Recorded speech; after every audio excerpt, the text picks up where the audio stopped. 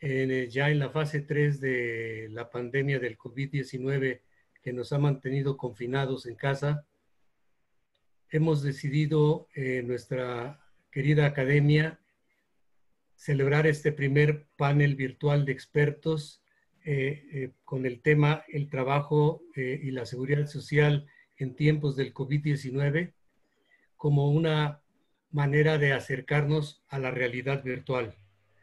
Hoy día, en las universidades del país, las clases se imparten a través de medios digitales, en plataformas que muchos de nosotros no habíamos tenido la oportunidad de utilizar, pero que tendremos que aprender a vivir en esta época de la cuarta revolución industrial o industria 4.0.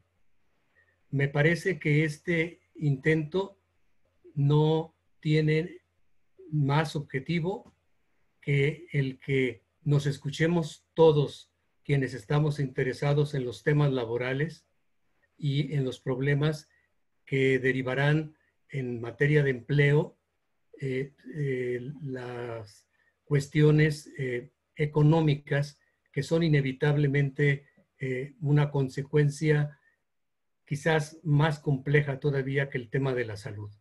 Desde luego que la salud es primero y queremos nosotros que sepan que estaremos permanentemente en contacto y al pendiente de los grandes temas nacionales y que este primer panel será solo el inicio de muchos otros en donde participarán todos los delegados de las distintas entidades federativas, de las 32 entidades federativas. Aquí hay representantes de 4 de ellas, bueno, en realidad 5, y que tenemos nosotros en mente poderles transmitir conocimiento para que hagamos valer nuestros derechos. Derecho que no se ejerce, se pierde. No es un ánimo beligerante, es simplemente hacer que se respete el Estado de Derecho y que tengamos que hacer nosotros la tarea académica de difundir el conocimiento para que nosotros podamos hacer una mejor toma de decisiones. Sin más, les dejo yo con este primer panel virtual de expertos intitulado El trabajo y la seguridad social en tiempos del COVID-19, y le quiero agradecer sobre todo a la Comisión de Jóvenes Juristas por intermedio del doctor Ángel Eduardo Ruiz, porque ha sido muy complejo el decidir hacer este tipo de eventos virtuales, pero bueno, ellos que saben manejar las plataformas, me parece que nos darán el envión que necesita en este relevo intergeneracional la Academia Mexicana de Derecho del Trabajo y de la Previsión Social, con más de 75 años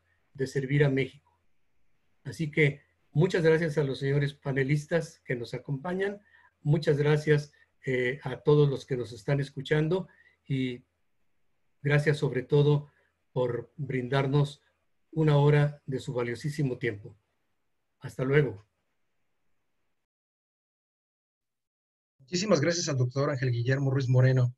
Pues este esfuerzo de la Academia Mexicana de Derecho del Trabajo y de la Previsión Social es precisamente para sumarnos a toda la ola de reuniones virtuales, seminarios, conferencias que de manera remota se han estado celebrando en todas las cuestiones colegiadas, académicas, escuelas y demás colectivos, asociaciones, con intención de difundir el derecho del trabajo. Y es por eso que me place ser el moderador en esta ocasión. Mi nombre es Ángel Eduardo Ruiz Buenrostro, soy presidente de la delegación en Jalisco de la Academia Mexicana de Derecho del Trabajo y de la Previsión Social. Doctor en Derecho, y es un privilegio, un honor para mí, pues moderar de alguna manera a estos expertos que están presenciando. Yo creo que en México son referencia, no puedo decirlo de otra manera, y pues en lo particular a mí me es emocionante hacerlo y más transmitir en vivo, porque es una primera vez de muchas cosas. Y pues a final de cuentas creo que este esfuerzo que va a quedar grabado en redes sociales va a tener muchísimo eco en futuras generaciones, y por ello es que se decide hacer este primer panel virtual de expertos de la Academia Mexicana de Derecho del Trabajo y de la Previsión Social, una visión enteramente académica del derecho del trabajo. No me voy a demorar más en la introducción de esta situación porque el tema es sumamente interesante y vamos a hablar acerca del trabajo y de la seguridad social en tiempos del COVID-19. Nos acompañan como panelistas el doctor Carlos Reynoso Castillo, quien funge como delegado, nuestro delegado en la Ciudad de México, la doctora Gabriela Mendizábal Bermúdez, quien funge como delegada en el estado de Morelos, el maestro Vicente Reina Pérez, delegado en Colima, de la Academia Mexicana, y en Baja California nos acompaña el doctor Jesús Rodríguez Cebreros. Yo a todos los conozco de manera personal y puedo decir que aparte de que los admiro, pues realmente los estimo como amigos, como profesionales que son, como mis maestros, que siempre lo serán. Y yo no quisiera acaparar más el tiempo, sino dejarles con los expertos. Yo trataré de entablar un diálogo. Nuestros panelistas seguirán o trataremos de seguir el siguiente formato para tener un evento un poco más dinámico. Voy a tratar de darle una pauta del tema que va a hablar nuestro experto y por 7 minutos máximo, él será quien nos dé su opinión de ese tema en específico. Al final tendremos preguntas y respuestas. Les ruego a todas aquellas personas que nos están siguiendo en vivo que hagan sus preguntas de manera concreta, que pongan por favor a qué panelistas se lo van a hacer. Y yo creo que al final podemos elegir hasta 2 preguntas máximas por ponentes. Para estos efectos y para hacerlo más dinámico, para aprovechar el tiempo, voy a leer el currículum de cada uno de los panelistas que nos acompañan en el momento de su participación y después vamos a tener una segunda ronda. Por consecuencia, vamos a seguir un orden del día y vamos a tener en primer lugar la valiosa participación del doctor Carlos Reynoso Castillo, a quien lo saludo. Doctor, ¿cómo está? Buenos días, buenas Mucho tardes gusto. ya. Encantado ¿Cómo de le estar va? con ustedes. Buena tarde a todos. Excelente. Les comento a todos los que nos sintonizan en Facebook Live. El doctor Carlos Reynoso Castillo es licenciado en Derecho por la Universidad Autónoma Metropolitana. Tiene un máster y un doctorado en Derecho por la Universidad Sorbona en París, Francia. Es profesor de Derecho del Trabajo de la Universidad Autónoma desde 1980 y parece ser que va a durar muchísimo tiempo más ahí. Ha fungido como director general de profesiones de la Secretaría de Educación Pública Federal y fue director de Asuntos Jurídicos y abogado general de la Universidad Autónoma Metropolitana, quien podemos recordar tuvo hace relativamente poco una huelga muy importante. El doctor Carlos Reynoso Castillo nos hace el honor de acompañarnos en esta ocasión. Y pues, doctor, para entablar este diálogo, yo creo que han surgido debates, dilemas y paradigmas jurídicos en el mundo del trabajo con esta pandemia, pero su opinión me interesa muchísimo. ¿Qué nos puede decir al respecto? Pues muchas gracias a todos los que siguen esta transmisión y mi agradecimiento por esta convocatoria de la Academia. Muchas felicidades al doctor Ángel Guillermo y sobre todo al valiosísimo apoyo que hemos tenido con Ángel Eduardo Ruiz, un incansable joven abogado sin cuyo esfuerzo no estaríamos ahora reunidos de esta manera. Miren, yo creo que mi interés en estos minutos que me han sido concedidos es compartirles una reflexión general sobre, yo diría, los debates que están de alguna u otra manera presentes en esta coyuntura sin duda problemática, una coyuntura que desde el punto de vista legal pues ha puesto a prueba a todo el sistema jurídico y a todas las instituciones administrativas y judiciales encargadas de la aplicación y vigilancia del derecho del trabajo. Yo creo que no es fácil, dado que cada día encontramos nuevas opiniones, nuevas normas, nuevas interpretaciones, tomar distancia de lo que está pasando. Sin embargo, yo quisiera hacer ese intento de apartarme un poquito de esta coyuntura y de lo que en el día a día se discute para tratar de identificar estos debates, estos dilemas en los cuales jurídicamente estamos ahora inmersos en 2 vertientes. Por un lado, yo creo que hay una serie de debates jurídicos generales que están detrás de esta coyuntura y en otro segundo momento hablar de algunos de los debates ya específicos propios del mundo del trabajo y en particular del derecho del trabajo para, esperemos de tiempo, comentarles algunas perspectivas que en el horizonte jurídico vemos nosotros. Bueno, primeramente, ¿qué hay en términos de debates generales? Me parece que estos 2-3 meses han sido ricos en debates que nos ponen frente a una realidad inusitada, una realidad que no habíamos vivido y que nos permiten ver una serie de cuestionamientos sobre los cuales habrá que reflexionar. Llegará el momento para perfeccionar nuestro sistema jurídico que a todas luces ha mostrado sus carencias, sus debilidades y en buena medida insuficientes para tener una situación totalmente inusitada. Por ejemplo, y no es tema de nosotros, simplemente lo pongo como parte del contexto, yo creo que a nivel constitucional hay un amplio desarrollo de lo que se denominan las facultades concurrentes o las competencias concurrentes a nivel federal y a nivel de los estados. Por eso este arreglo político, jurídico, constitucional ha mostrado evidentemente su fracaso en este momento. La coyuntura y el marco jurídico para decir quién tiene que hacer qué, me parece que en este momento no queda del todo claro. ¿Qué debe hacer la autoridad federal? ¿Qué debe hacer la autoridad estatal? Pues resulta que cada quien hace, con perdón la expresión, lo que le viene, no diga en gana, pero la coyuntura los está obligando. Entonces aquel pacto en términos de competencias me parece que no ha servido a las reglas que teníamos establecidas sobre este momento, sin contar ya con mucho más detalle las competencias que tiene la legislación en materia de administración pública federal, que en este momento no nos queda claro si la Secretaría de Salud Federal es la competente para emitir una serie de cosas, incluyendo en materia laboral. Eso no lo habíamos escuchado nunca. A nosotros nos gustaría ver una Secretaría del Trabajo ejerciendo sus facultades federales que están en la Ley Orgánica de la Administración Pública y no se limite a ir correteando a aquellos que no quieren cerrar la empresa. Yo creo que las competencias que tienen asignadas habrá el momento en que tendremos que repasarlas para ver si efectivamente estas competencias están suficientemente claramente distribuidas, para ver si han sido eficientes y convenientes en una coyuntura como esta.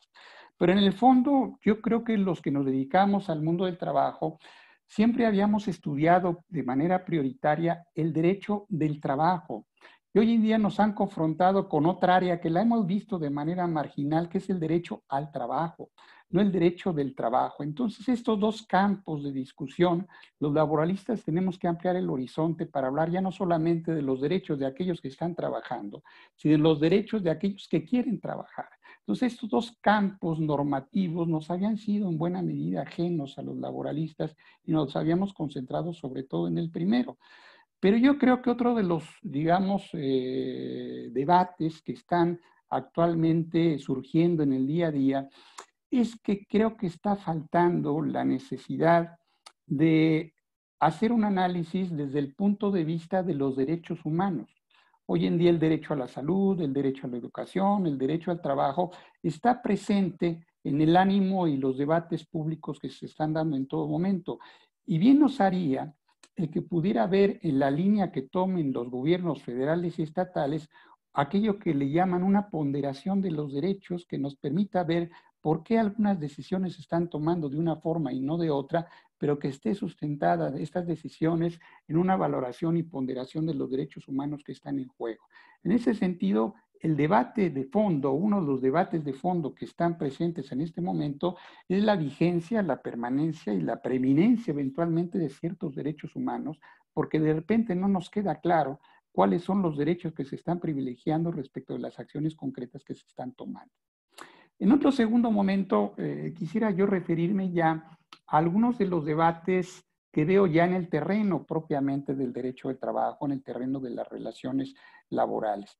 Y yo creo que históricamente el derecho del trabajo, y esta no es una novedad, siempre ha tratado de retratar la realidad y darle una forma jurídica. Hoy en día el derecho del trabajo en esta coyuntura pues ha mostrado sus limitaciones, ha mostrado sus debilidades, pero así ha sido la historia del derecho del trabajo. Un derecho que la realidad lo ha forzado a cambiarse y que muchas veces vamos tratando de atrapar las novedades que se van dando, y en este caso no ha sido la excepción.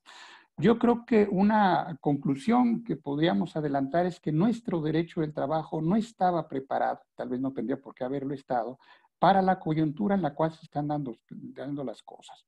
Aquella adición a la Ley Federal del Trabajo del artículo 42 bis mostró que no sirve para nada, que es un artículo que se dio en una coyuntura, pero que en este momento es disfuncional, es insuficiente y que no ayuda a resolver la situación.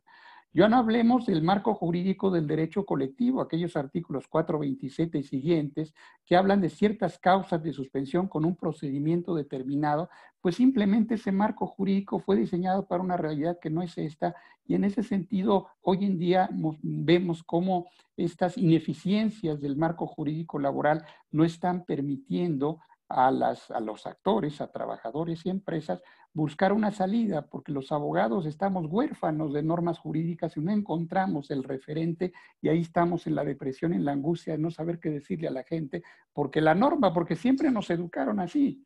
El abogado tiene que buscar la norma y esa norma no la acabamos de encontrar y estamos vueltos locos. Sin embargo, yo creo que en estas confusiones que tenemos todos, incluyendo las autoridades encargadas de la aplicación del derecho del trabajo, no sabemos, por ejemplo, qué tienen que hacer las juntas. Algunas dicen vamos a abrir tal día, otras dicen no vamos a abrir, algunos ponen un papelito en la entrada, es decir, no saben qué hacer, no sabemos qué hacer, no sabemos con claridad qué tienen que hacer las Procuradurías de la Defensa del Trabajo, no sabemos todavía qué pasa con las prescripciones, si vamos a esperar que abran la Junta o vamos a la oficialía de partes, y estamos perdidos en un marco jurídico que no nos permite dar respuestas al caso concreto. A esa circunstancia, pues hay que agregarle que podríamos denominar como el nacimiento coyuntural de un derecho del trabajo de la emergencia, que son este conjunto de disposiciones que ha planteado sobre todo el gobierno federal por la vía de acuerdos y algunos decretos desafortunados, en donde se han metido a regular algunos aspectos del derecho del trabajo con efectos que lo estamos viendo en el día a día difícilmente manejables con ese derecho de la coyuntura. Por ejemplo, en el acuerdo del 30 de marzo del Consejo de Salubridad General se declaró la emergencia sanitaria por causa de fuerza mayor. Suena bonito, pero quién sabe qué sea eso. No es un concepto jurídico que refleje la legislación. De ahí que los abogados estamos tratando de establecer conexiones entre la fuerza mayor y un concepto que no existe, pero que cuando nos vamos a la parte procedimental de eso, pues está peor porque no sirve para el caso concreto. Eso agreguémosle la diversidad de disposiciones que cada uno de los estados está poniendo y nos ponemos frente a un caos normativo que no sabemos exactamente hacia dónde va. El acuerdo del 31 de marzo, que distingue actividades esenciales de aquellas que no lo son, pues suena bien, pero el derecho del trabajo jamás se planteó que eran actividades esenciales, aquellas no, y entonces no sabemos qué hacer en ese caso. El acuerdo del 6 de abril, donde se aclara cuáles son esenciales, el acuerdo del 21 de abril, que prorroga la suspensión de labores al 30 de mayo, y sin contar el decreto del 23 de abril, que se meten los derechos de los trabajadores al servicio del Estado de una manera bastante desafortunada. En ese sentido, yo esta primera intervención quisiera terminarla pues señalando que me da la impresión que históricamente el derecho al trabajo siempre fue pensado en regular situaciones y relaciones totalmente cambiantes, que el mismo derecho del trabajo históricamente creó al interior de su estructura los mecanismos de adaptación coyuntural para la realidad. Y esos mecanismos de adaptación a la coyuntura están en la estructura misma del derecho del trabajo. La negociación colectiva, la negociación directa, la conciliación, los medios alternativos, estos mecanismos de adaptación del derecho al trabajo son, me parece, el espacio en el cual tendremos que refugiarnos en el corto y el mediano plazo. Ante la ausencia de normas heterónomas de la ley que nos diga cómo atender ciertos casos, pues si esas normas no nos dan respuesta, tendremos que acudir a las normas autónomas. Históricamente el derecho del trabajo permitió que las partes atiendan sus necesidades a partir de la creación de normas autónomas por la vía de la negociación. Y este mecanismo de adaptación de las normas laborales le da, creo yo, al derecho al trabajo una fortaleza que no tienen otras disciplinas jurídicas que tendrían que ir a pedir permiso a los congresos locales o federales para adoptar una norma. Me parece que, y terminaría esta primera intervención con esta idea, tendremos que refugiarnos en la teoría general del derecho del trabajo para encontrar ahí las salidas que pudieran darnos una pauta en la coyuntura.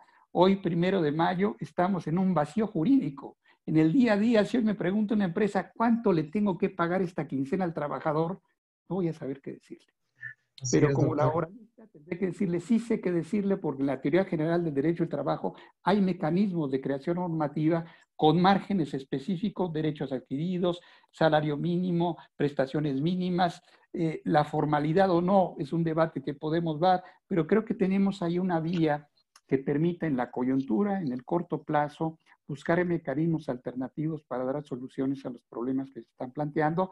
Y yo dejaría para una segunda intervención cuáles son, desde mi punto de vista, algunas de las perspectivas que en materia de regulación laboral tenemos hacia el frente. Entonces yo terminaría señalando que en este caos, para dejar un mensaje de optimismo, creo que el derecho al trabajo tiene herramientas en las cuales tendríamos que trabajar y habría que regresar en estas tardes y días que no se terminan en casa a buscar la teoría general del derecho al trabajo, porque seguramente ahí encontraremos respuestas para salir de la coyuntura.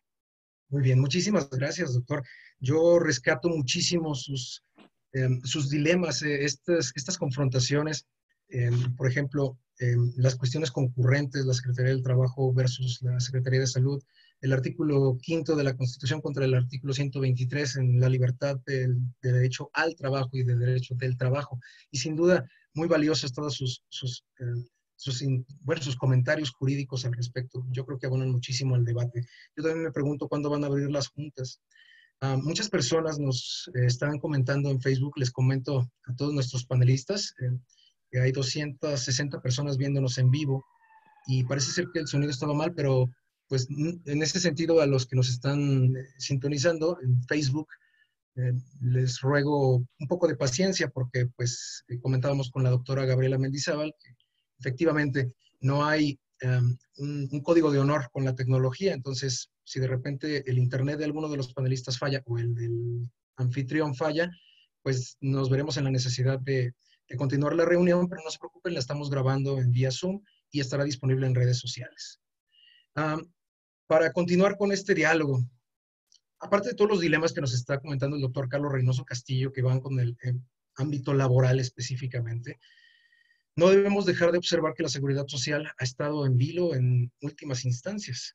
De hecho, a la doctora Gabriela Mendizábal, que yo la admiro casualmente, siempre es fresco escucharlo, siempre es una excelente académica para aprender y para quizá hasta seguir ciegamente, si usted me lo permite.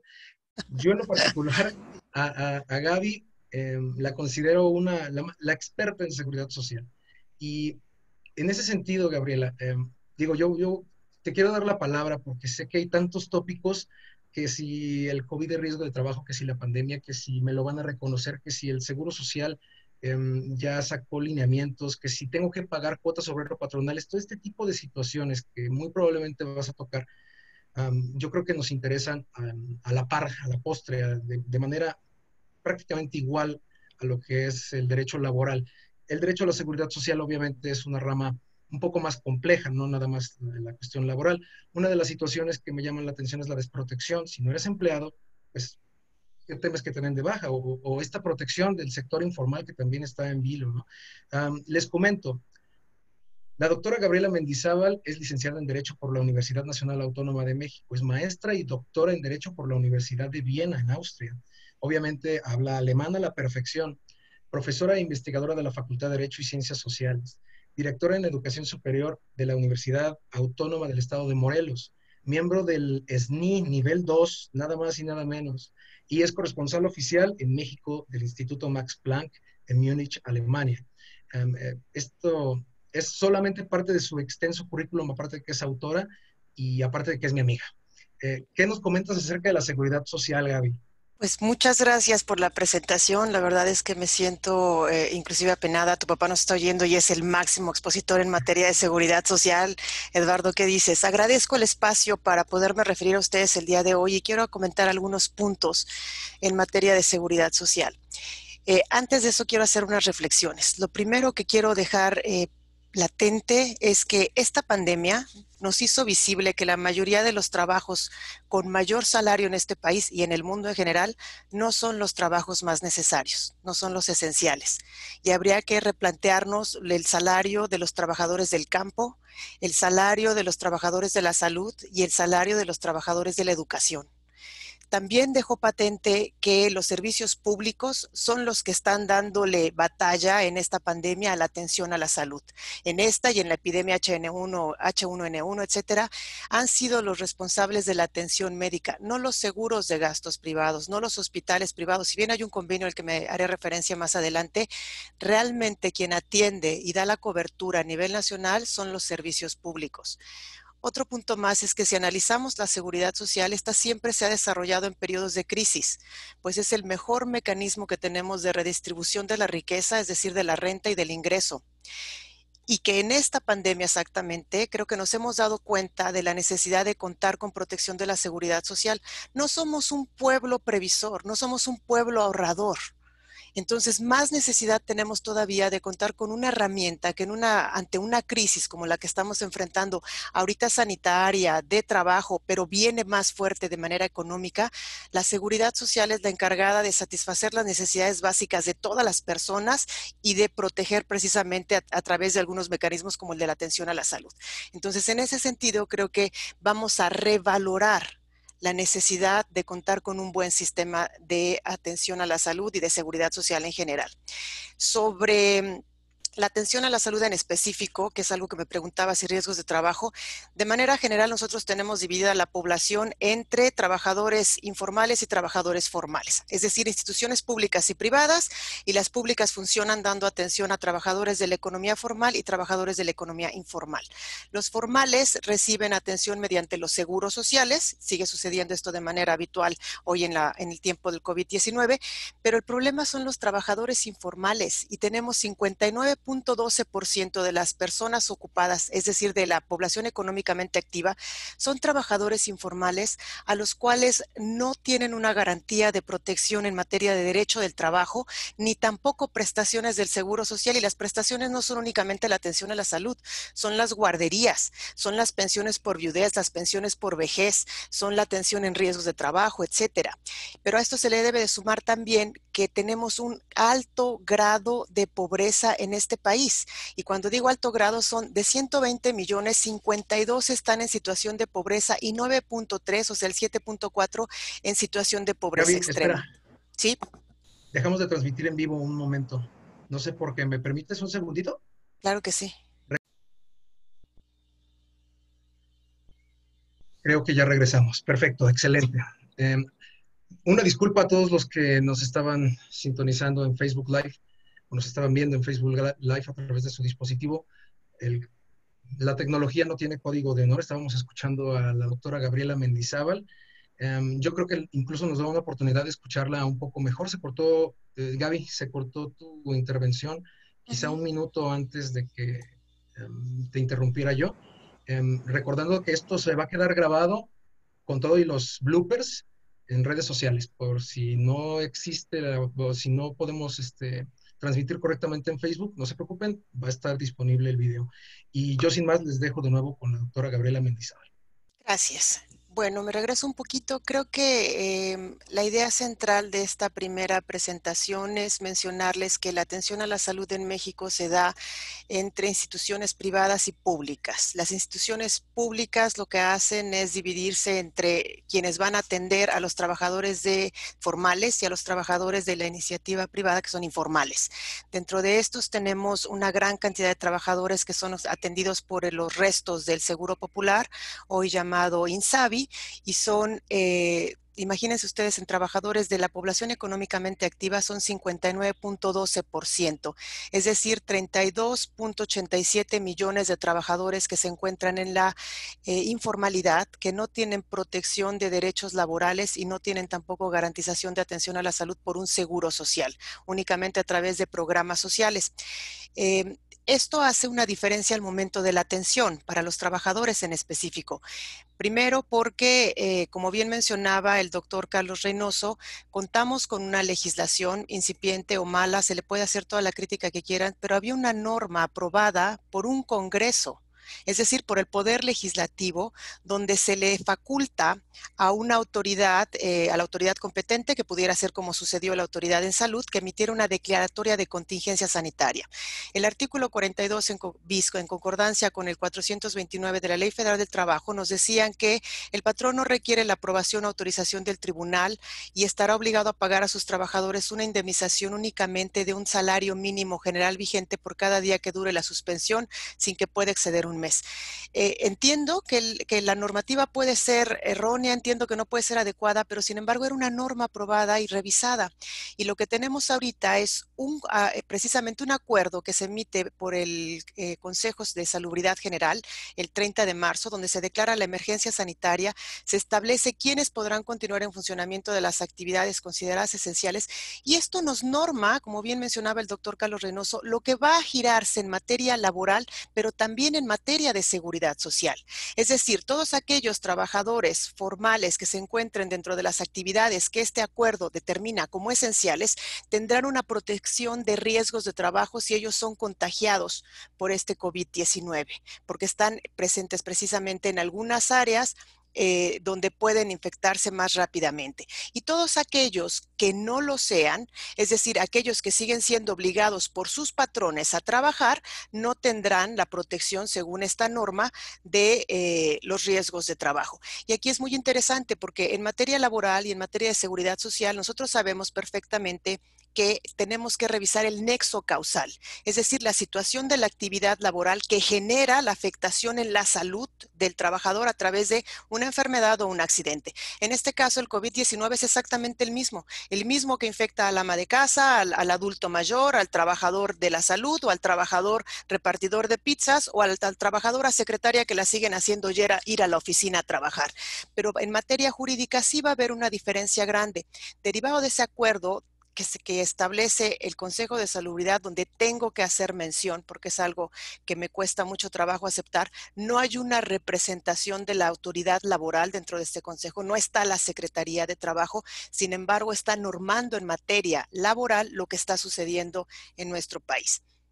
Bueno, esta lámina que les presento aquí es precisamente en seguimiento a este acuerdo que se estableció el 3 de abril. El Instituto Mexicano del Seguro Social determina cuáles van a ser los riesgos de exposición laboral del coronavirus y nos dice cuándo se van a determinar muy alto, alto, medio o bajo.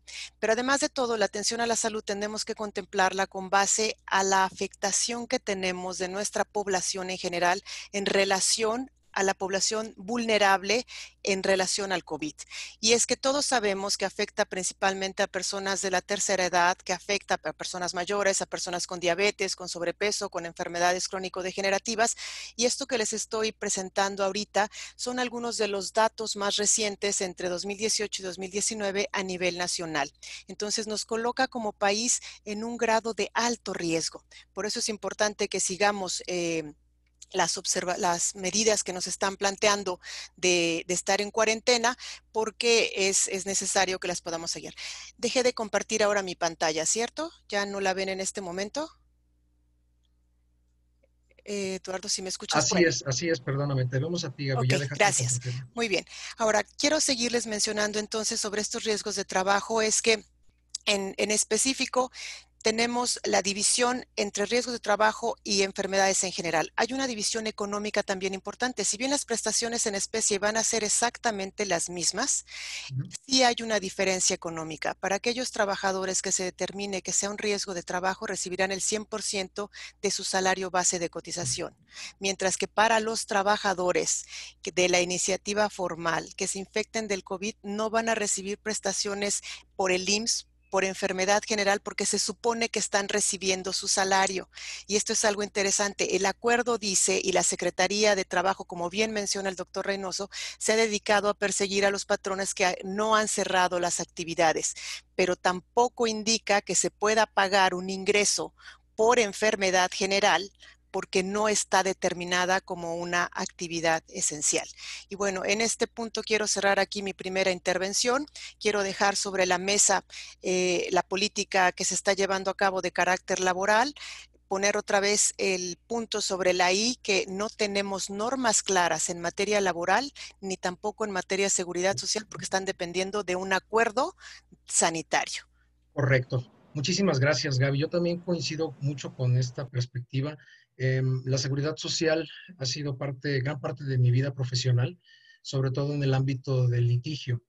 Yo me acuerdo mucho de Gabriela cuando en una ocasión, hablando de, bueno, en las múltiples ocasiones que la hemos escuchado, alguna vez comentó que la seguridad social debería de hacerse cargo de aquellas personas que sufren desastres naturales, terremotos, temblores, inundaciones. Esa propuesta ahora no parece tan mala, ¿verdad? Si hubiéramos escuchado en ese sentido que el Seguro Social pudiera hacerse cargo en este sentido de aquellas personas que dejan de percibir su salario, básicamente por esta pandemia, a consecuencia de esta confusión en cuanto a contingencia y emergencia, estaríamos hablando de otro contexto. Esperamos la segunda participación de Gaby respecto de la seguridad social, pero pues vamos adelantándonos, vamos a escuchar a nuestro siguiente panelista, quien definitivamente nos tiene un punto de vista sumamente especial. Los panelistas de este primer panel virtual tienen una razón de ser específica, precisamente porque son los que en teoría están más familiarizados, tanto teórica como prácticamente, en el sentido de las atenciones en materia del seguro social con esta pandemia. Y para mí es un honor y un privilegio presentarles al maestro Vicente Reina Pérez del estado de Colima, nuestro delegado en Colima. El doctor en este momento tiene su micrófono en mute, no sé por qué no se puede quitar. Ahí está, doctor, ¿cómo está? Hola, buenas tardes. Buenas tardes. Gracias por acompañarnos. Les comento a todos al auditorio, el maestro Vicente Reina Pérez es licenciado en Derecho y egresado de la Facultad de Derecho de Ciencias Sociales de la Universidad Michoacana de San Nicolás de Hidalgo. Cuenta con maestría en Juicio de Amparo por la Universidad del Valle de Atemajac. Es profesor de la Universidad de Colima, con más de 20, 30 años de experiencia. No sé cuántos tenga ahí, maestro, y ojalá nos lo guarde otro tanto más. Y lo más importante y destacado del maestro Vicente Reina, para todos los que nos sintonizan, es que actualmente se desempeña como secretario del Trabajo y Previsión Social del Estado de Colima. Él nos tiene una visión, pues, prácticamente institucional, que vamos a tratar temas de coordinación en esta pandemia. Hemos tenido muchísimos ejemplos de que no funcionan las leyes y entonces la aplicación se vuelve tan subjetiva a veces para solucionar problemas, que si yo puedo acordar disminuciones de salarios, o si puedo dar de baja o no a los trabajadores del Seguro Social, si puedo disminuirle su salario, cómo rescatar fuentes de empleo y cómo generar empleo. Eso es una de las cuestiones que más nos llama la atención. Maestro Vicente Reina, muchísimas gracias por su tiempo. Muy buenas tardes, Ángel Eduardo. Es un gusto saludarte por este medio. Gracias por la invitación. Saludo también a quienes nos acompañan en esta doctores panelistas. Y bueno, para mí la verdad es que es un honor que se me invite a participar el día de hoy por parte de la Academia Mexicana de Derecho del Trabajo y de la Previsión Social. Y bueno, sí, en efecto, como tú lo comentas, además de ser el presidente de la delegación aquí en Colima, de la propia academia, pues también es cierto que me desempeño como secretario del Trabajo y Previsión Social del Gobierno del Estado de Colima. Y en ese sentido, bueno, pues la verdad es que creo que todos quienes estamos en el campo de batalla, pues hemos estado viendo esta problemática, esta pandemia del COVID-19 de manera muy cerca.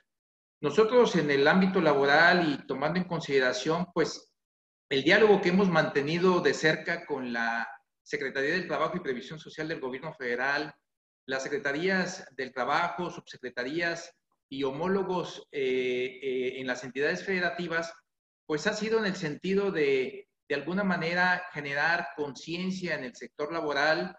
Sabemos que el decreto del 30 de marzo, el gobierno federal a través de la Secretaría de Salud, pues emite una declaratoria de emergencia sanitaria por causas de fuerza mayor.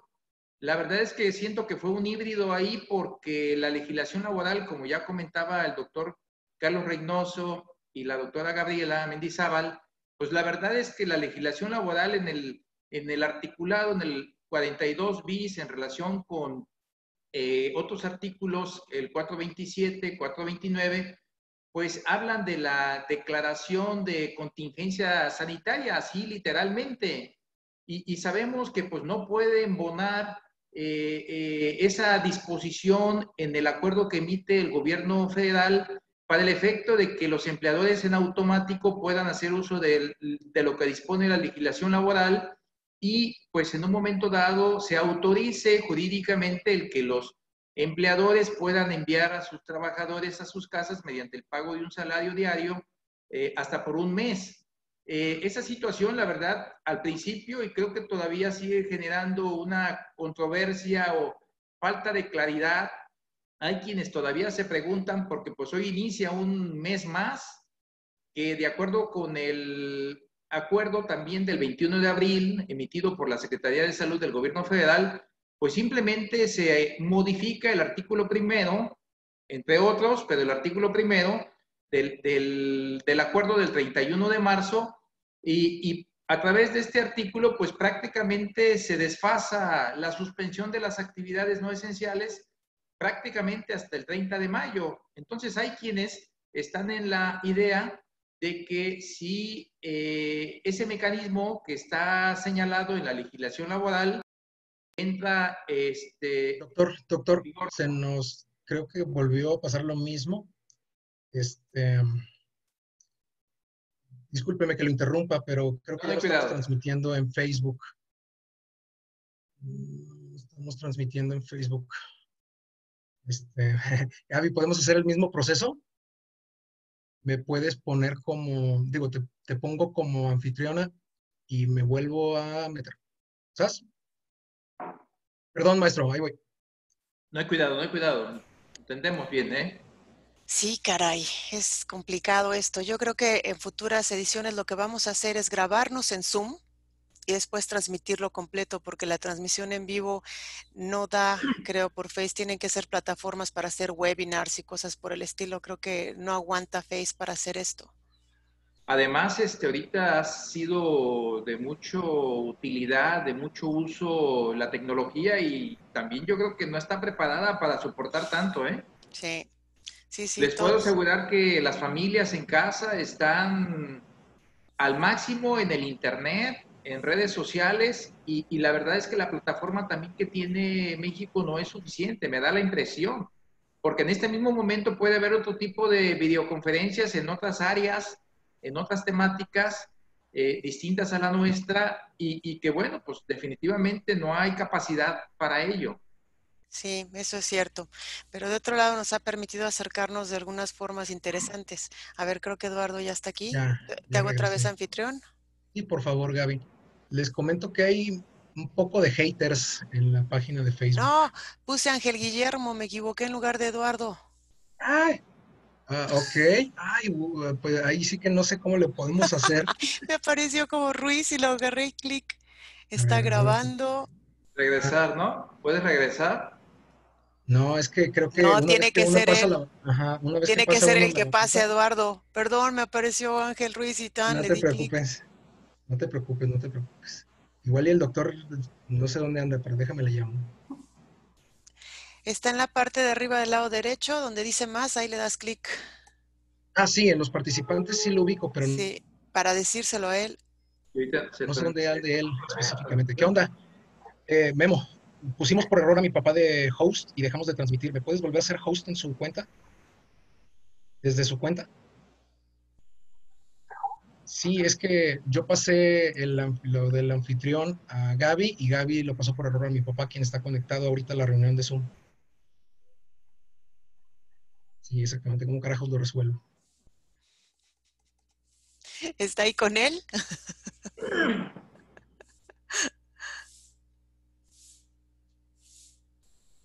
Perdón, ¿eh? No, al contrario, discúlpame. Por eso soy abogado, no soy como esta profesión nueva de manejo, ¿cómo? Community manager o no sé cómo se le llama eso. Influencer, community manager, sí. No, influencer nunca, no, ni youtuber, todavía no. Todavía no. Nomás por la academia de pretexto y porque me dijo mi papá, pero... Oye, Ángel Eduardo, eres como un disc-jocker, ¿no? O sea, ¿sí? las participaciones nuestras son como las tornamesas, ¿no? Donde tienes que estar Sí. Exactamente. Oye, ¿se Ya. desconectó el doctor Cebreros? Sí, creo que se desconectó. Guillermo, te hice sin querer, anfitrión. Ya estás. Ya voy a, ya voy a regresar a transmitir, ¿eh? Ya puedes quitar Ok. la cámara, muchas gracias. De hecho, doctor, todavía no estoy transmitiendo en vivo, pero le puedes mandar un mensaje al doctor Cebreros porque no está conectado. A ver qué nos dice, ¿no? Yo lo hago. Perfecto. Gracias. Déjame ver. Entonces, mute. Comenzamos con el maestro Vicente Reina. Déjenme transmitir. 1. Listo, creo que ya regresamos en vivo. Nada más permítanme un segundo para verificarlo.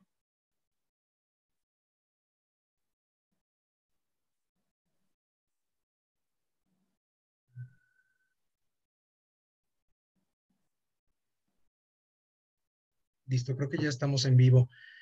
Discúlpenos de nueva cuenta. El maestro Vicente tenía la palabra, por favor. Ok, perfecto. Detalles de la tecnología. Pues sí, mira, ¿Verdad? como venía comentando hace un momento, hay quienes tienen todavía la inquietud de si este mes que inicia el día de hoy, si a lo mejor el mecanismo previsto en el artículo 42 bis y demás relativos de la Ley Federal del Trabajo que hemos venido comentando, entraban pues en vigencia para el efecto de que los empleadores pudieran enviar a sus trabajadores a sus casas mediante el pago de un salario diario hasta por 30 días. Hemos estado comentando que el acuerdo del 21 de abril lo que hizo fue precisamente ampliar simplemente la suspensión, modificando el artículo primero del acuerdo del 31 de marzo para el efecto de que la suspensión se siga hasta el 30 de mayo.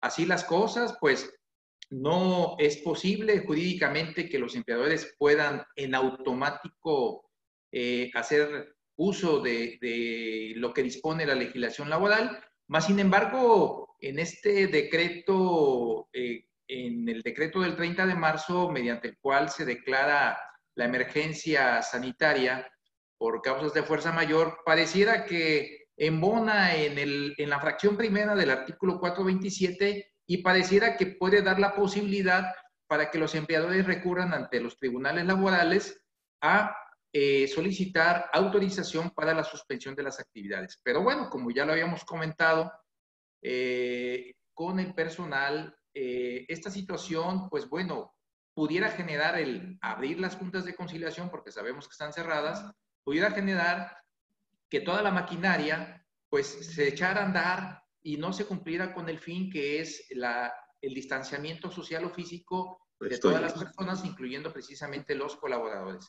En ese sentido, pues lo que nosotros estamos aquí propiciando es que pues prevalezca el diálogo y los acuerdos como un medio alternativo de solución de conflictos.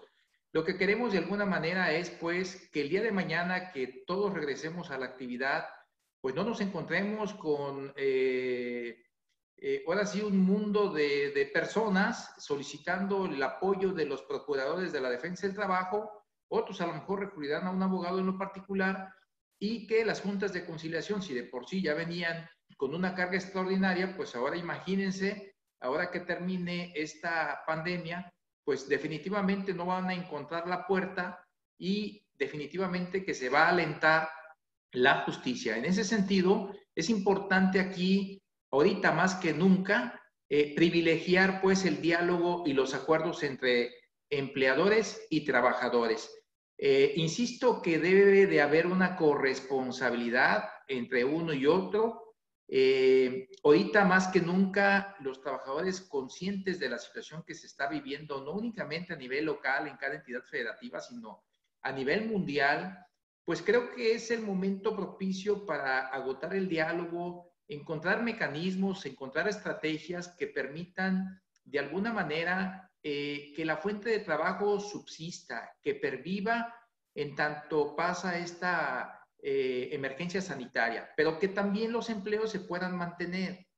Con uno o dos trabajadores que no quieran acceder, pues definitivamente el empleador difícilmente va a poder salir adelante. De ahí la importancia de que nosotros hemos ofrecido, de ser necesario, pues también entablar un diálogo con los trabajadores para tratar, si no de convencerlos, sí de generar esa conciencia para el efecto de que todos juntos salgamos adelante. Si no lo hacemos de esta forma, definitivamente que cada día más veremos fuentes de trabajo, particularmente en el sector de la micro, de la pequeña empresa, que estarán cerrando sus puertas, pero de forma definitiva. Y en ese sentido, bueno, pues es lo que yo de momento abordaría, doctor Ángel, y ya en mi siguiente participación haré algún comentario adicional. Muchas gracias. Muchísimas gracias, maestro Vicente, como siempre un honor.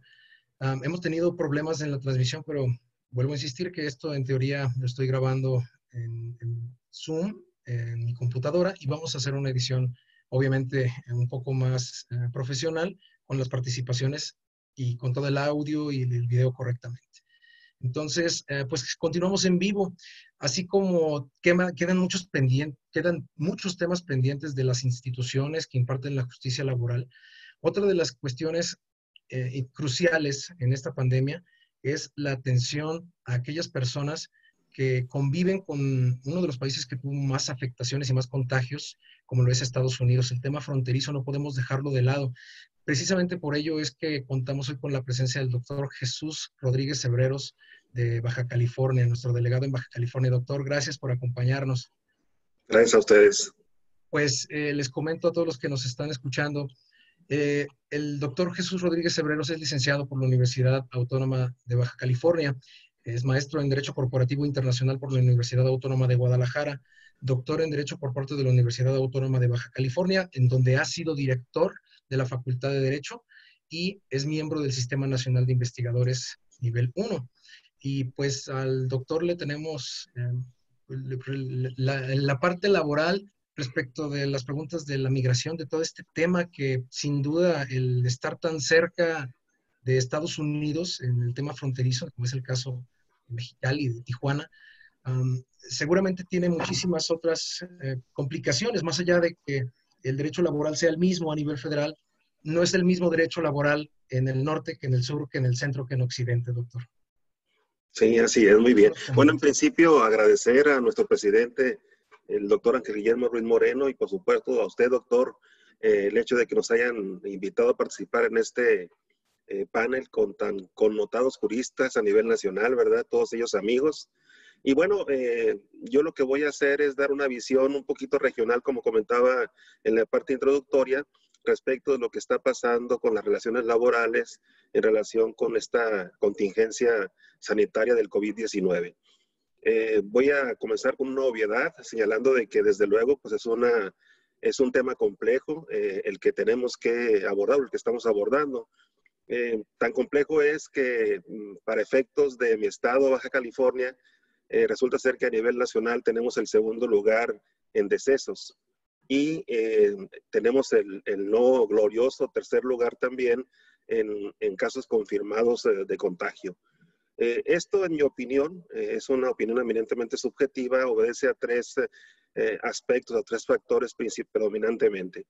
El primero tiene que ver, como se señalaba, con la vecindad con los Estados Unidos, específicamente con el estado de California, donde curiosamente, como parte de las políticas de contingencia que fija Estados Unidos, California desde luego también, está el cierre parcial de la frontera, en el sentido de que los ciudadanos mexicanos pues no pueden transitar a los Estados Unidos, salvo cuando se justifique la imperiosa necesidad de hacerlo. Pero frente a ello está la libertad de acceso a nuestra frontera de la gente que viene de Estados Unidos a México. No hay ninguna medida de contención, de control al ingreso a México, y eso pues es uno de los factores, reitero, que entiendo nos ha llevado a colocarnos en estos desafortunados lugares segundo y tercero en muertes y en contagios. Un segundo aspecto es el tema de la incredulidad de la población respecto de la gravedad de la contingencia. Creo que esto se da a nivel nacional, no es exclusivo de la frontera norte. en el sentido de que a pesar de que se luchó mucho porque muchas fuentes de trabajo, muchas empresas, pues se lograra el hecho de que se suspendieran actividades, al final muchas personas no conscientes de la importancia, de la gravedad de la situación, pues no se han limitado en el tema de participar en reuniones, en fiestas y acudir a centros comerciales de toda naturaleza, lo que propicia pues la propagación del contagio. Y en un tercer aspecto, que es el que nos interesa para efectos académico-jurídicos, yo ubico como tercer elemento importante la incertidumbre de la postura gubernamental frente a la contingencia sanitaria. Y como parte de esta incertidumbre, en mi opinión, ha existido una imprecisión conceptual que no ha permitido verificar la actualización de los supuestos normativos aplicables para efectos de las relaciones laborales. Tan es así que, por ejemplo, el 23 de marzo, el Consejo de Salubridad General hace referencia a una declaratoria de enfermedad grave de atención prioritaria en el caso del COVID. El 24 de marzo, la Secretaría de Salud habla de medidas preventivas y suspensión de grupos vulnerables, además de una suspensión generalizada hasta el 19 de abril, derivada de una contingencia, de una declaratoria de emergencia sanitaria por causa de fuerza mayor, lo denominó en su acuerdo del 31 de marzo. Y el 31 de marzo también la misma Secretaría de Salud establece algunas acciones extraordinarias contra la contingencia sanitaria. Como vemos hasta aquí, pues la terminología utilizada nada tiene que ver con lo que establecen los artículos 42 bis y el 427 de la Ley Federal del Trabajo. En ese sentido, esta incertidumbre genera dos grandes interrogantes. La primera, el hecho de que generó dos grandes interrogantes. El hecho de determinar cuáles eran las empresas que realizaban actividades esenciales. Y aquí las autoridades administrativas del trabajo pues se dedicaron a realizar una serie de actividades, de emitir una serie de lineamientos en los cuales pues buscaron el concientizar a las empresas que no realizando labores esenciales continuaban con los servicios de manera ordinaria. En mi opinión, en una primera conclusión en este apartado, yo mencionaría que pasó desapercibido para la autoridad laboral y sanitaria también el hecho de que el común de las empresas están afiliadas a ciertos organismos como Coparmex, Canaco, Canacintra e Index, y que eventualmente estos organismos cuentan con padrones muy detallados de cuáles son los miembros que los integran y también las actividades a las que se dedican, y eventualmente a lo mejor pudiera haberse eliminado el hecho de que se estuviera batallando con el tema de verificar qué empresas debían cerrar o no a través de una depuración que en conjunto los órganos que aglutinan a estos empresarios y la autoridad sanitaria y laboral pudieran establecer quiénes son los que definitivamente a través de un comunicado específico tenían que cerrar sus puertas, ¿no? Y otra problemática tiene que ver con, o se generó a través de la cuestión relacionada con el pago del salario. Recordar que las relaciones laborales, sobre todo en el caso de las relaciones laborales en el ámbito individual, pueden verse afectadas por tres figuras previstas por la normatividad del trabajo en México. Estas relaciones laborales se pueden terminar, se pueden rescindir o se pueden suspender. Y de manera particular, en el caso de la suspensión de la relación de trabajo, las dos características principales están en la no prestación del servicio y el no pago del salario. De manera extraordinaria, hablando de causales de suspensión, la reforma laboral de 2012, como lo sabemos, adicionó el artículo 42 bis, en el cual hace referencia a que en el caso de contingencias sanitarias, pues el patrón procederá a la suspensión del trabajo, pero de manera extraordinaria sí tendrá la obligación de hacer el pago de los salarios. Dice un salario mínimo hasta por 30 días, y esto choca en esta idea de la incertidumbre generada por las políticas oficiales, choca con aquellas declaraciones que se hacen en acuerdos diversos, donde se habla de que los patrones tendrían la obligación del pago del salario completo y eventualmente con prestaciones. Y esto generó, desde luego, en el foro una gran discusión, como se ha comentado ya con anticipación en este panel, acerca de cuál es el salario que debía tomarse en cuenta para que el patrón cumpliese con la obligación de cubrir a sus trabajadores los salarios, ¿no? Y bueno, esto estuvo asociado o está asociado a muchas otras complejidades con el tema de algunas posturas asumidas por ciertos patrones en el tema de celebrar convenios en los cuales eventualmente se hablaba de porcentajes de salario que ni siquiera logran cubrir el salario mínimo, lo que desde luego en términos de ley es ilegal. Y un tema todavía más escabroso tiene que ver con la presencia, sobre todo en el caso de la frontera y en tratándose de la industria maquiladora, de las empresas de outsourcing, donde eventualmente ante la contingencia sanitaria y la obligación de suspender labores por 30 días y tener que hacer el pago de salarios, pues obviamente la regla es, salvo aquellas grandes outsourcing internacionales que tienen presencia en nuestro país, que las pequeñas outsourcing creadas ex profeso para empresas determinadas eventualmente carecen de capacidad o carecieron de capacidad económica para poder pues cubrir siquiera 30 días de salario mínimo, ¿no? Entonces, esto es parte de situaciones, insisto, que se han presentado en la región fronteriza, que, bueno, no presentan un futuro muy prometedor, sobre todo por algunas cuestiones en el ámbito político, económico, que se están dando a nivel internacional. Entre ellas algunas peticiones del gobierno de Estados Unidos respecto de la continuidad de las labores en empresas maquiladoras de la región fronteriza que tienen una vinculación en una cadena de producción con productos terminados por empresas en Estados Unidos, ¿no? Y bueno, hasta aquí pues sería mi primera intervención y dejaría para un segundo apartado algunos de los otros temas de los que quisiera también platicar con ustedes. Muchísimas gracias, doctor Jesús. Pues con esto concluimos la primera ronda. Ahora sí que el calentamiento con algo de obstáculos en el camino, interrupciones, pero bueno, para hacer la primera ocasión en la que se hace esto por parte de la academia, creo que es un trabajo excelente. Quisiera volver a tener la misma ronda y cederle el uso de la voz al doctor Carlos Reynoso. Él, recordemos que nos estuvo hablando acerca de estos paradigmas, de estas contradicciones que hay. Una de las más notadas que hemos visto a lo largo de varias, no solo de aquí, de los panelistas, sino en varias otras reuniones virtuales, es esta, no sé cómo denominarla, doctor Carlos, invención de figura jurídica, manejo quizá de una cuestión laboral confundida con una cuestión sanitaria. ¿Por qué emergencia y no contingencia?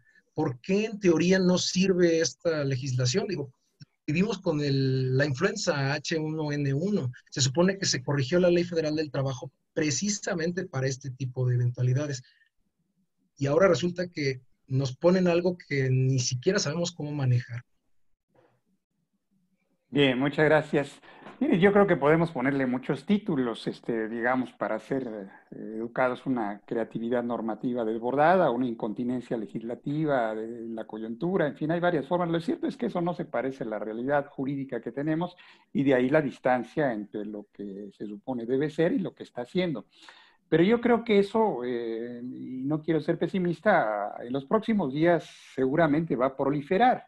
Porque yo creo que la creación normativa... No sé si sea mi internet, doctor, o lo ¿Sí me escucha? interrumpo un poco porque se cortó. ¿Se escucha ahora? ¿Sí, creo que tenemos un poco de problemas con el internet. A ver, doctor. Lo perdimos un momento, disculpe que lo interrumpa. No, adelante. Creo que ya está solucionado. Correcto. Sí, yo decía que esta creación normativa de la coyuntura con esas incertidumbres me temo que va a continuar. Y yo en perspectiva veo por lo menos 4 caminos en los cuales se va a dar esta creación normativa con las dificultades que tiene. Por un lado, sin duda va a haber en los próximos días, próximas semanas, la emisión de nuevas normas que toquen a los aspectos laborales. Ojalá ya estemos hablando de lo que se está hablando en otros países, de buscar las normas laborales que permitan el regreso a las empresas, y ahí va a haber necesidad de hacer gala de creatividad normativa para que quien regrese al empleo tenga las seguridades necesarias para que no ocurran rebrotes de la pandemia. Entonces ahí vamos a tener una primera vertiente de creación normativa de la coyuntura. Otra sería una agenda que se está gestando, que va a requerir ser atendida para ver qué de la Ley Federal del Trabajo sirve y qué no sirve. Y yo creo que ya tenemos ahí una lista de temas, de asuntos que vamos a tener que regresar a ellos para buscar una funcionalidad que en este momento no tiene el marco jurídico laboral. Una tercera vertiente de más mediano plazo, que ya había dicho nuestro presidente de la academia, Ángel Guillermo, es que platicábamos entre los colegas todavía hace un año de la Revolución 4.0 y la legislación laboral. Bueno, nunca nos imaginamos que algunos meses después estaríamos de lleno en ese tema, y yo creo que está en ciernes a mediano plazo la creación de un nuevo derecho del trabajo en el marco de la 4.0. Y pongo como el ejemplo el caso del teletrabajo, donde estamos llegando tarde a esa regulación. Muchos países ya tienen una normatividad específica sobre el tema, y en México de manera tibia se incorporó algo en la Ley Federal del Trabajo en 2011, pero nos agarró fuera de lugar la situación y no tenemos un marco jurídico del teletrabajo, que sin duda será uno de los regímenes laborales especiales en los próximos meses o próximos años por venir. Hay una iniciativa ya avanzada en el Congreso de la Unión, pero sin duda eso no ha impedido para que en la vía de los hechos nosotros personalmente hemos procurado y sugerido a algunas empresas incluir un capitulito en los convenios sobre teletrabajo. Y yo creo que hay una cuarta vertiente de creación normativa que se va a dar en los próximos meses, y ahí regreso a un planteamiento de la doctora Gabriela Mendizábal.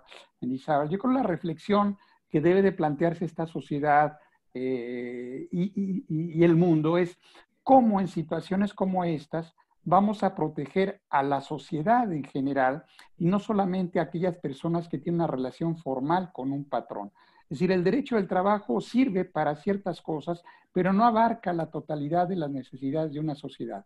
Si la pregunta es cómo protegemos a la sociedad, habrá que ir buscando mecanismos de cobertura amplia, y no solamente de aquellos que tienen una relación laboral formal, que hasta la fecha habíamos priorizado en nuestras atenciones en materia de derecho del trabajo.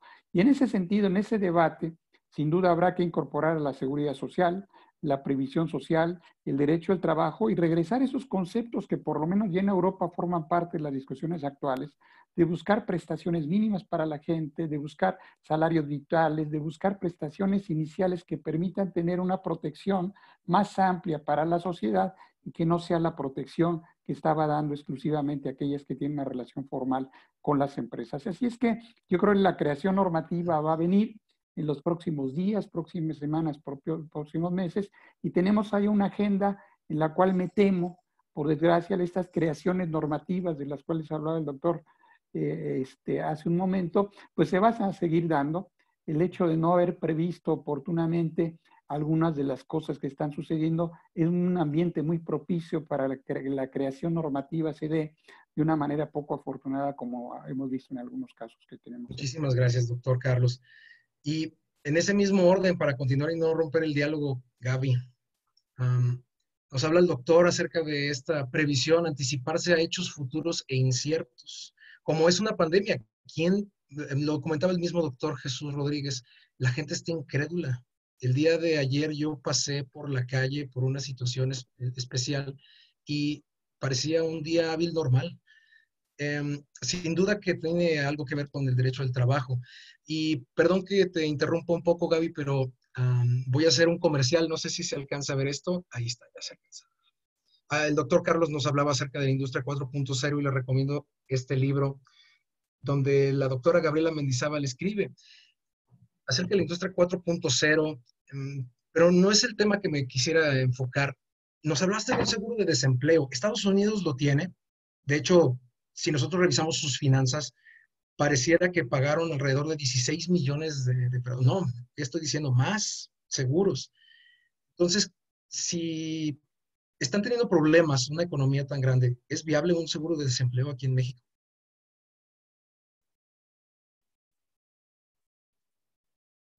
Gaby, no te escuchamos, Gaby. Aparece tu micrófono activado, pero no te escuchamos. No sé si sea el único. Bueno, ¿me escuchas un poco Ahí más de está. volumen? Ahí Ya, está. Ahí exactamente. está mejor. Gracias. Mira, yo creo que todos los países tienen diferentes mecanismos para proteger los medios de subsistencia de sus ciudadanos y en específico en momentos como este con la pandemia, ¿no? El punto aquí es que ¿a qué le está apostando México y qué es lo que quiere hacer? Lo primero que yo tengo que decir es que hay 4 posibilidades.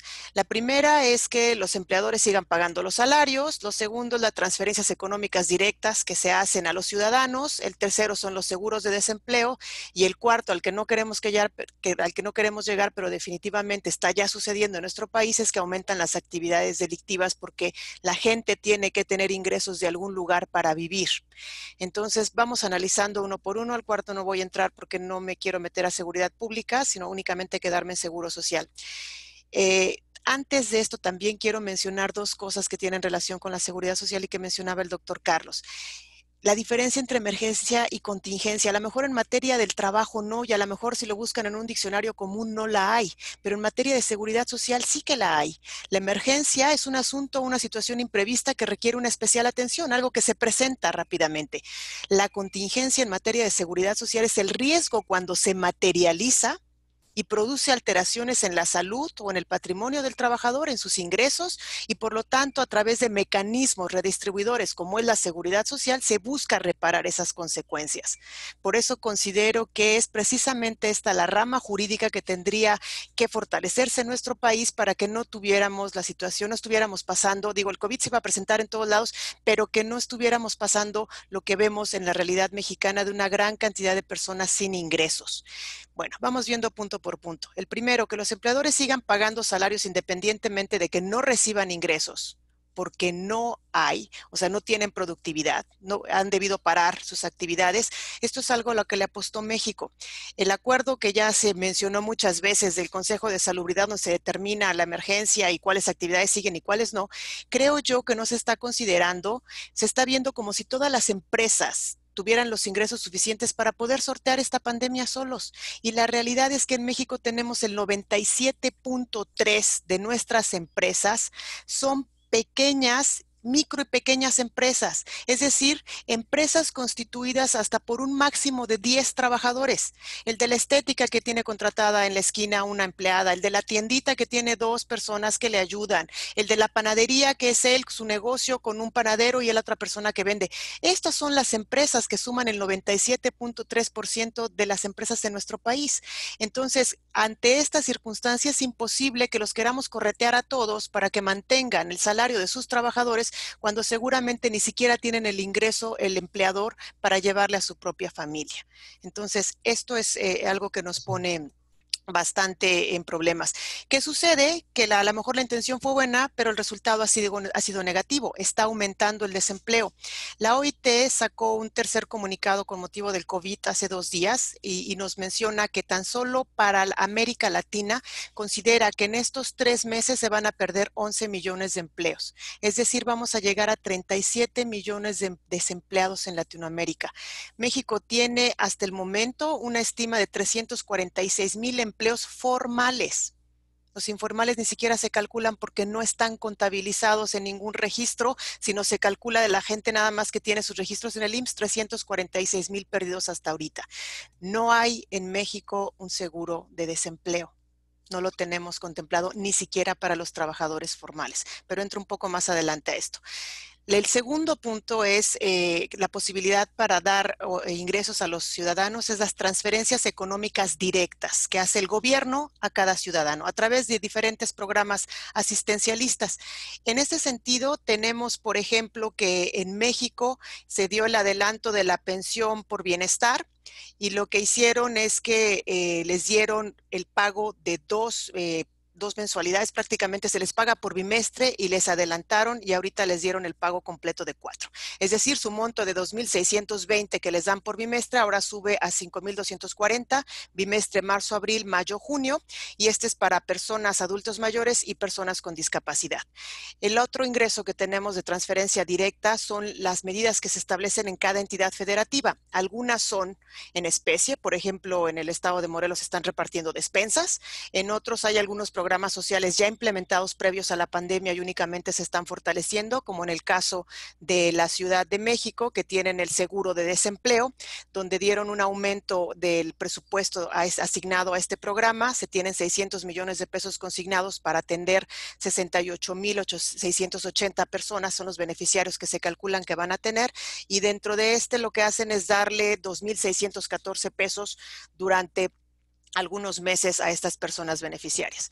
Entonces, esa es la segunda etapa. ¿Qué hace cada estado? Cuando el doctor Guillermo nos presentaba, sería interesante ver qué ayuda está teniendo cada uno de los estados para su población, porque como les mencionaba, el 60% en economía informal, con estos índices de pobreza y sin seguro de desempleo, con 97% de microempresas, ¿de qué está viviendo la gente? Ok, me quiero quedar en cuarentena en mi casa, pero ¿de qué vivo si no desarrollo las actividades económicas a las que yo me dedico normalmente, ¿no? Esta es una pregunta. El tercer punto aquí son los seguros de desempleo. En tiempos del COVID-19 obviamente son valorados por todo el mundo, aquilatados, y vemos ejemplos de muchos países con los que cuentan con sus seguros de desempleo, como el de Estados Unidos, como el de España, por ejemplo, los de Alemania, que han hecho frente a estas circunstancias. Hay algunos mecanismos, por ejemplo, intermedios entre seguro de desempleo y que sigan laborando, que nosotros no hemos explorado. O le cargamos completamente al patrón o no tenemos nada para la seguridad social. En Alemania quiero platicarles muy brevemente de una figura que tienen ellos utilizando que se llama Kurzarbeit, que es la reducción temporal o total de las horas regulares de trabajo. Tenían 40,000 trabajadores en esta figura antes del COVID y ahorita tienen 10 millones. ¿Y qué es lo que hace esta figura? Que a través del seguro de desempleo, sin que la persona, el trabajador, pierda su empleo, este seguro le paga del 60 al 67% de su ingreso total. ¿Qué significa esto? Que sigue manteniendo su empleo, que no es una carga únicamente para el patrón, porque tanto patrón como trabajador tienen que seguir pagando en esta temporada las cotizaciones a la seguridad social y no se suman al seguro de desempleo y después a la bolsa de trabajo, y después reactivar la economía a nosotros nos va a costar el doble. Ellos tienen 10 millones de empleos salvados que si no fuera por esta medida estarían en el desempleo. Bueno, en nuestro país, sí, en nuestro país, ¿qué tenemos? ¿Qué es lo real y con qué contamos los mexicanos? Bueno, tenemos por parte del IMSS un retiro parcial por desempleo. Es la posibilidad que tienen los asegurados de realizar retiros de su cuenta individual, en específico de la subcuenta de cesantía en edad avanzada, retiro y vejez, es decir, los ahorros que estoy haciendo para cuando sea adulto mayor y tenga derecho a mi vejez, me pueden dar una cantidad. La cantidad es equivalente a 30 días de su último salario base de cotización, es decir, como si me pagaran un mes o una cantidad menor, que no me voy a meter a detalle por tiempo. Pero esto además tiene la característica negativa de que va a disminuir el número de las semanas que he cotizado. Es decir, va a pasar la factura cuando yo cumpla los 60 años y me quiera jubilar, o los 65 años y me quiera jubilar, voy a tener que trabajar más semanas. Y el otro punto que sacó el Infonavit es que ya teníamos también desde antes, es el seguro de desempleo por el Infonavit. Este consiste en cubrir la mensualidad al 100% durante 6 meses, 12 quincenas. Es decir, para que se siga pagando la vivienda y no se genere un adeudo mayor y aumenten los intereses. ¿Qué conclusiones puedo yo sacar de esto?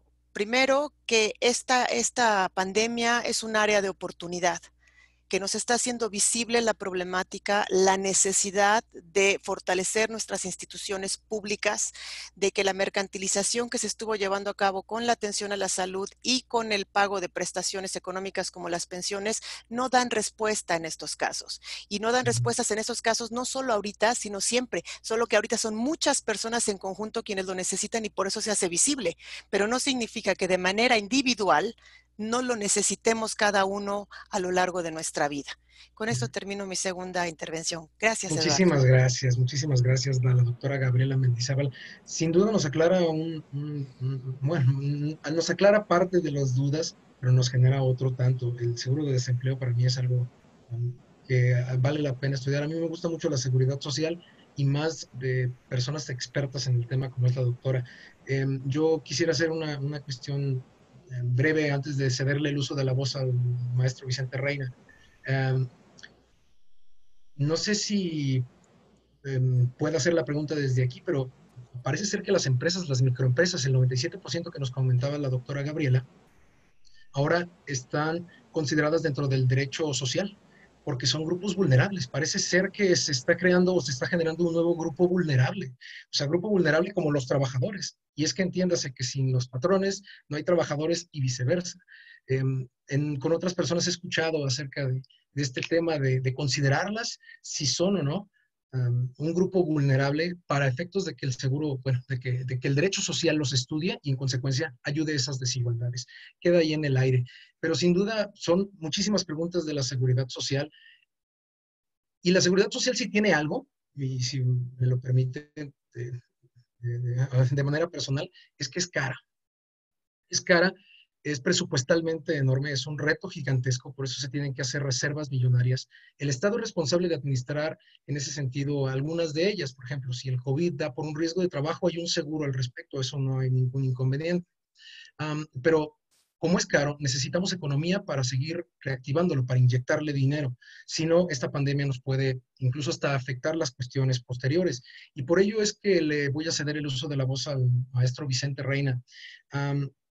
Con no sé si una pregunta incómoda o no, en su calidad de secretario, sé que es un poco complicado, pero espero que nos pueda ilustrar un poco qué está haciendo, en este caso, tanto la jurisdicción concurrente, porque cada entidad federativa puede tener sus propios planes, pero el gobierno federal, en teoría, si mal no recuerdo, usted comentó, dejó fuera el Servicio Nacional del Empleo pues de esta renovación, ¿no? Al momento de que termine la pandemia, en teoría el 31 de mayo de 2020, y que reabran las juntas y que reabra la actividad, o que sea de manera parcial, lo vamos a hacer por estados, por entidades, se va a hacer alguna cuestión de programa o política. Maestro Vicente, ¿qué nos puede comentar al respecto? A ver, perdón, ¿eh? A ver. Ahí está, maestro, ya. Sí, ahí está. Ok, perfecto. Sí, con mucho gusto. Mira, comentar efectivamente en cada entidad federativa hay una oficina del Servicio Nacional de Empleo. La verdad hay preocupación de todos quienes están al frente de estas oficinas, por supuesto también del Coordinador General del Servicio Nacional de Empleo, porque bueno, todos creo que nos hemos percatado de que hay por ahí una iniciativa, hay una propuesta del señor presidente para el efecto de hacer algunas modificaciones al presupuesto de egresos y particularmente pues enfocarse a ciertos rubros que desde la perspectiva que ve el señor presidente, pues considera que son viables. En ese sentido, bueno, no se hace hincapié, no se hace referencia al Servicio Nacional de Empleo, no obstante de que ahorita en estos tiempos sería una dependencia del gobierno que de alguna manera coadyuvaría en posiblemente, ya que pase el estado de emergencia sanitaria, ayudaría precisamente a contrarrestar la situación que se va a dejar venir. Pero bueno, estaremos nosotros atentos a ver qué es lo que sucede. La verdad es que hay algunos detalles por ahí que todavía se desconocen, que se están afinando y ojalá y esto pueda continuar, pero insisto, sí hay una preocupación no únicamente de quienes están en las oficinas, sino también de quienes están pues colaborando en las mismas, ¿no? Entonces, pues estaremos muy atentos. Y bueno, yo en esta segunda participación, doctor Ángel Eduardo, yo he venido haciendo mucho hincapié a que el diálogo debe de ser el hilo conductor que nos lleve a acuerdos. ¿Por qué? Porque ya lo comentaba el doctor Carlos Reynoso, definitivamente los artículos de la legislación federal del trabajo, en particular el 42 bis, 427 fracción séptima, en relación con el 429 fracción cuarta y 430, pues definitivamente que no se han activado. Fueron artículos que se reformaron, se adicionaron a raíz de la reforma del 30 de noviembre de 2002, precisamente para que se activaran ante una situación en la que estamos viviendo. Pero ya nos dimos cuenta de que no se ha podido esto activar, pero tampoco se ha buscado por parte del Congreso de la Unión o por parte del presidente de la República un mecanismo, no se ha buscado un equilibrio. Si sentimos que lo que disponen esos artículos deja de alguna manera descobijado, por así decir, a los trabajadores, porque pues con el pago del salario mínimo diario hasta por 30 días no es suficiente, bueno, pues entonces debería de haberse buscado la forma de cómo equilibrar de tal manera de que los empleadores no salieran tan afectados, pero tampoco los trabajadores, y yo creo que eso evitaría lo que se está comentando en cuanto al seguro de desempleo, porque lo que decía la doctora Gabriela Mendizábal, de que a través de la FORE te pueden dar una lana, pues definitivamente es de tu dinero para el día de mañana poderte pensionar. Entonces, la verdad es que no estamos solucionando nada. Yo creo que debimos de haber visto el articulado de la ley y haber buscado el mecanismo que permitiera pues salir adelante en esto, ¿no? Porque efectivamente creo que eso se ha comentado, la micro, pequeña y hasta la mediana empresa no tienen capacidad para poder salir adelante. En ese sentido, pues, insisto que la negociación, el diálogo, los acuerdos que se lleven a cabo entre empleadores y trabajadores van a modificar las condiciones de trabajo. Nosotros lo que estamos propiciando es que, bueno, ante esta situación así sea, pero que no vaya más allá de las prestaciones mínimas que establece la ley. Si estamos hablando de que un trabajador percibe 300 pesos diarios y que es necesario que por este momento perciba el salario mínimo, no hablo del salario mínimo de la zona fronteriza, sino del resto del país en 123.22, bueno, pues yo creo que el trabajador tiene que también ser solidario con el empresario, porque ¿qué va a pasar? En una reflexión, lo que va a suceder es que la empresa va a quedar, va a tronar. Ni el empleador va a subsistir, ni el trabajador. Y hay un principio que dice que nadie está obligado a lo imposible. Entonces, en fin, no sé qué vaya a acontecer. En el caso particular de nuestra entidad, Colima, pues la verdad, de acuerdo con los datos que nos da el INEGI a través de la ENOE, que es la Encuesta Nacional de Ocupación y Empleo, pues los datos que hasta ahorita tenemos son los del cuarto trimestre del año pasado, y la verdad es que en el caso particular sí ha habido mejoría para nuestra entidad con respecto del tercer trimestre. Habría que esperar de 2020, que no ha de tardar en salir, pero también revisando los datos que nos facilita el Instituto Mexicano del Seguro Social, también en el caso particular de Colima, podemos revisar en la tabla que nos proporciona el IMSS, que de enero a marzo el registro o las inscripciones ante el propio instituto en el tema de los formales, pues se ha venido incrementando. Hay que esperar a los resultados del mes de abril, ojalá y no haya una caída tremenda, porque bueno, ya la Secretaría del Trabajo comentó que a nivel nacional, pues hablamos de más de 340 y tantos mil plazas de trabajo que se han perdido. Esperemos que en el caso particular de Colima eso no acontezca, y bueno, hay un compromiso por parte de los presidentes de las cámaras empresariales en sumarse a los trabajos que el gobierno federal y el gobierno del estado ha venido llevando a cabo para librar esta epidemia, el COVID-19, y que pues no nos afecte tanto. Pero ante todo estamos muy atentos a agotar el diálogo y salir adelante en esta problemática. Sí, gracias. Sin duda. Por ahí, muchas gracias, maestro Vicente. Por ahí recuerdo que el doctor Ángel Guillermo siempre me fue muy enfático al momento de decirme que la realidad es más sabia que el derecho.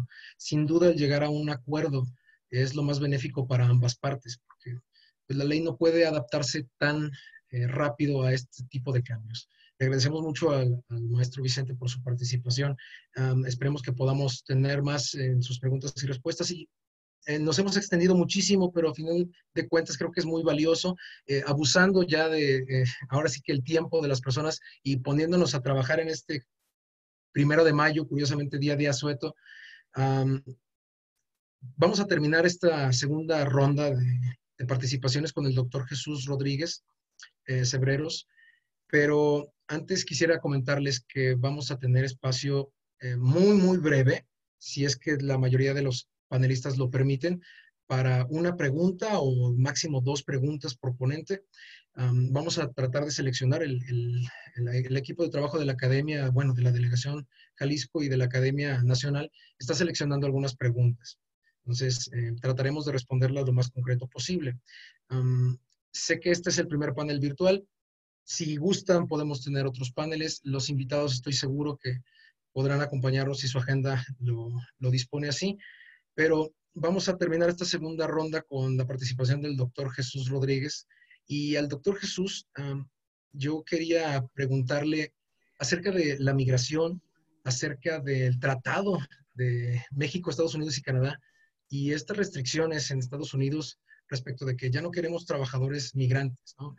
Digo, aparte de todas las cuestiones económicas que ello supone, aparte de la problemática, ¿qué nos podría ilustrar al respecto, doctor? ¿Cómo se ve ese panorama futuro post-pandémico?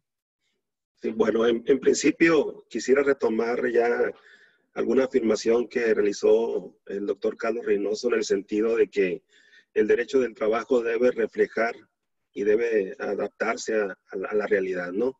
Yo creo que en este tema de la frontera y en general a nivel nacional sería prudente cuestionarnos qué va a pasar con el tema de los salarios para aquellos trabajadores que prestan servicios para empresas que no son consideradas esenciales y tendrán la obligación de permanecer inactivas hasta el día 30 de mayo. Salvo que me equivoque, no ubico en el texto de la ley fundamento legal alguno que obligue al patrón al pago de los salarios en este periodo, habiendo ya cumplido con la expectativa de pagar los primeros 30 días de salario de la contingencia. En ese escenario, pues los empresarios seguramente asesorados convenientemente encontrarán que aún ante la suspensión y el reclamo de los trabajadores del pago de los salarios, pues no tendrán ninguna obligación. Y esto genera un problema mayúsculo por el tema de que, pues con esta contingencia o sin ella, el tema de las obligaciones, de los compromisos, las responsabilidades de las familias, pues no disminuyen, sino por el contrario se incrementan. Y de alguna u otra manera, pues buscarán allegarse de recursos suficientes, pues para satisfacer sus necesidades por lo menos primarias, ¿no? Esto asociado al hecho de que ya se ve en esta relación fronteriza un cambio de criterio respecto de aquella inicial postura tajante de que si las empresas no estaban comprendidas estrictamente en ese listado que estos acuerdos incluyeron de lo que debe considerarse como una empresa con labores esenciales, tenía que cerrar. Ahí se está visualizando a cierto grado de flexibilidad.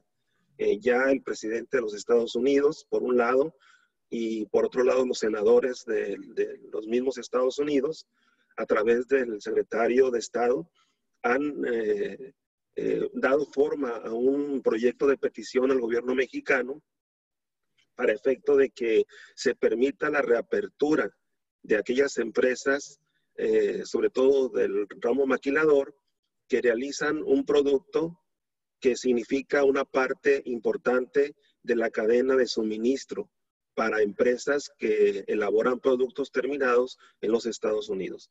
Y por eso ya en el discurso oficial, por un lado, se ha atenuado el tema de la búsqueda del cierre de empresas que no se dedican a realizar labores esenciales, y por otro lado, se comienza a hablar de una figura denominada proveedor en cadena de suministro. Esto es, que la tendencia es que toda empresa que en la región fronteriza, por lo pronto, realice alguna actividad no esencial, pero que forme parte como proveedor de esta cadena de suministro para productos terminados de empresas en Estados Unidos, pues el gobierno mexicano va a comenzar a dar autorizaciones para que se presten los servicios, se reanuden las labores. Obviamente, pues siempre se deberá tener el cuidado, pues, de guardar las debidas medidas en relación con evitar la propagación a través de las cuestiones sanitarias que todos conocemos, ¿no? Y yo creo que esto va a ser una buena alternativa por el hecho de que, por un lado, los grandes contingentes de trabajadores que de origen no prestan servicios para empresas esenciales podrán regresar a laborar en condiciones de sanidad pues adecuadas. Y por otro lado, pues también se coadyuvará para que este gran número de empresas que tienen compromisos firmados en México con empresas en el extranjero, que eventualmente son penalizadas por el hecho de no cumplir con pues, los niveles de producción que se les requieren, eventualmente también se verán beneficiadas por esta flexibilidad. Y bueno, en otro tema accesorio, pues a Coparmex, perdón por la expresión, le pasó como aquel que decía, ahí viene el lobo, y nadie le creía, ¿no? Y cuando sí venía el lobo, pues nadie le creyó, ¿no? Con mayor intensidad. Me refiero yo a que Coparmex, por ahí hace algunas semanas, compartió a nivel nacional un proyecto en el cual aborda el tema del salario solidario, que sería, desde mi punto de vista, fuera de la visión estricta del ámbito patronal, a nivel académico, a nivel gubernamental, un buen elemento para discutir, ¿no? Acerca de encontrar un mecanismo en el que ante estas contingencias y ante la ineficacia por el momento de la ley o independientemente de las reformas, pudiéramos encontrar un mecanismo similar, pues, ¿no? En el cual todos participáramos para tratar de pues proveer de lo mínimo indispensable a los trabajadores para poder subsistir ante la presencia de estas contingencias. Y bueno, al final, como una conclusión de mi parte, pues es obvio que esto no termina el 30 de mayo. Como se ha señalado por los participantes en este panel, eventualmente las contingencias, sobre todo de carácter económico y eventualmente de salud, pues van a prevalecer mucho más allá del 30 de mayo.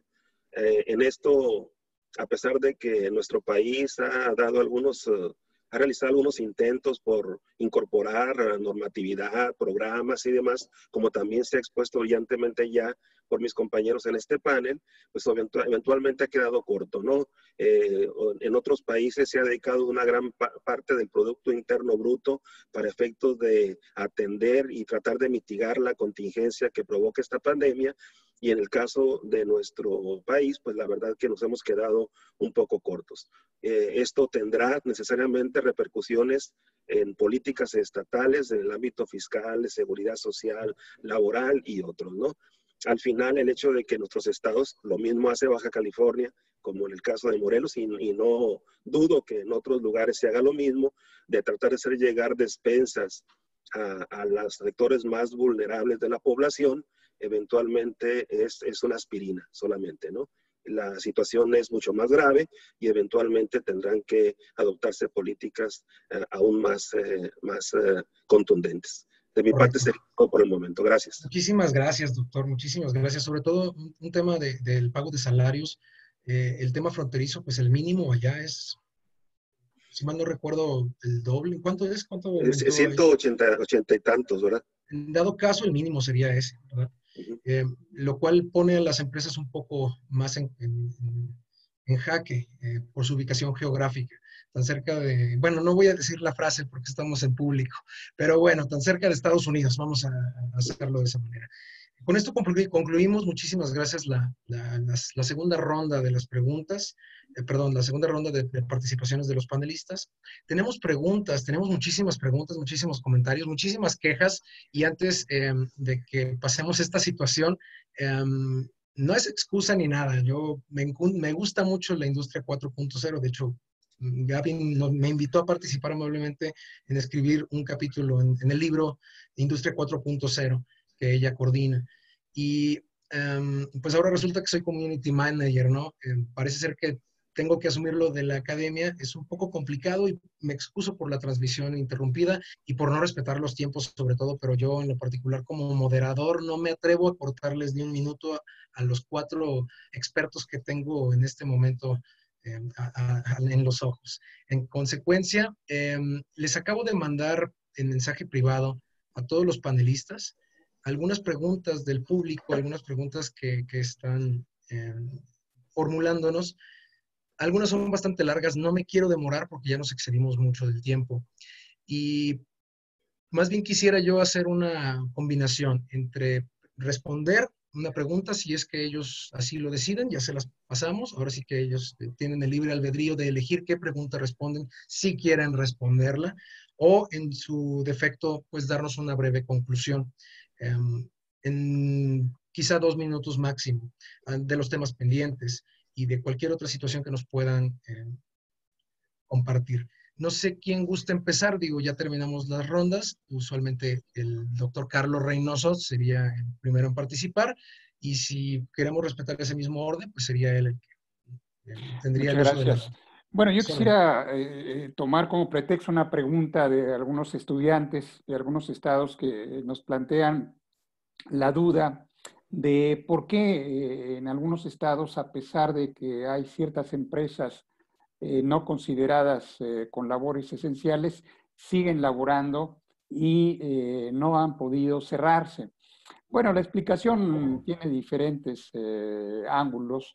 Uno de ellos es, yo diría, la imposibilidad material de la autoridad encargada de hacerlo. La Inspección del Trabajo a nivel federal, pues ha diseñado un programa específico para ir a estas empresas que no están consideradas con labores esenciales y proceder en un primer momento a invitarlas a cerrar, a conminarlas a que cierran, y si no, esto pudiera derivar en un procedimiento administrativo sancionatorio con base en las normas específicas de las inspecciones.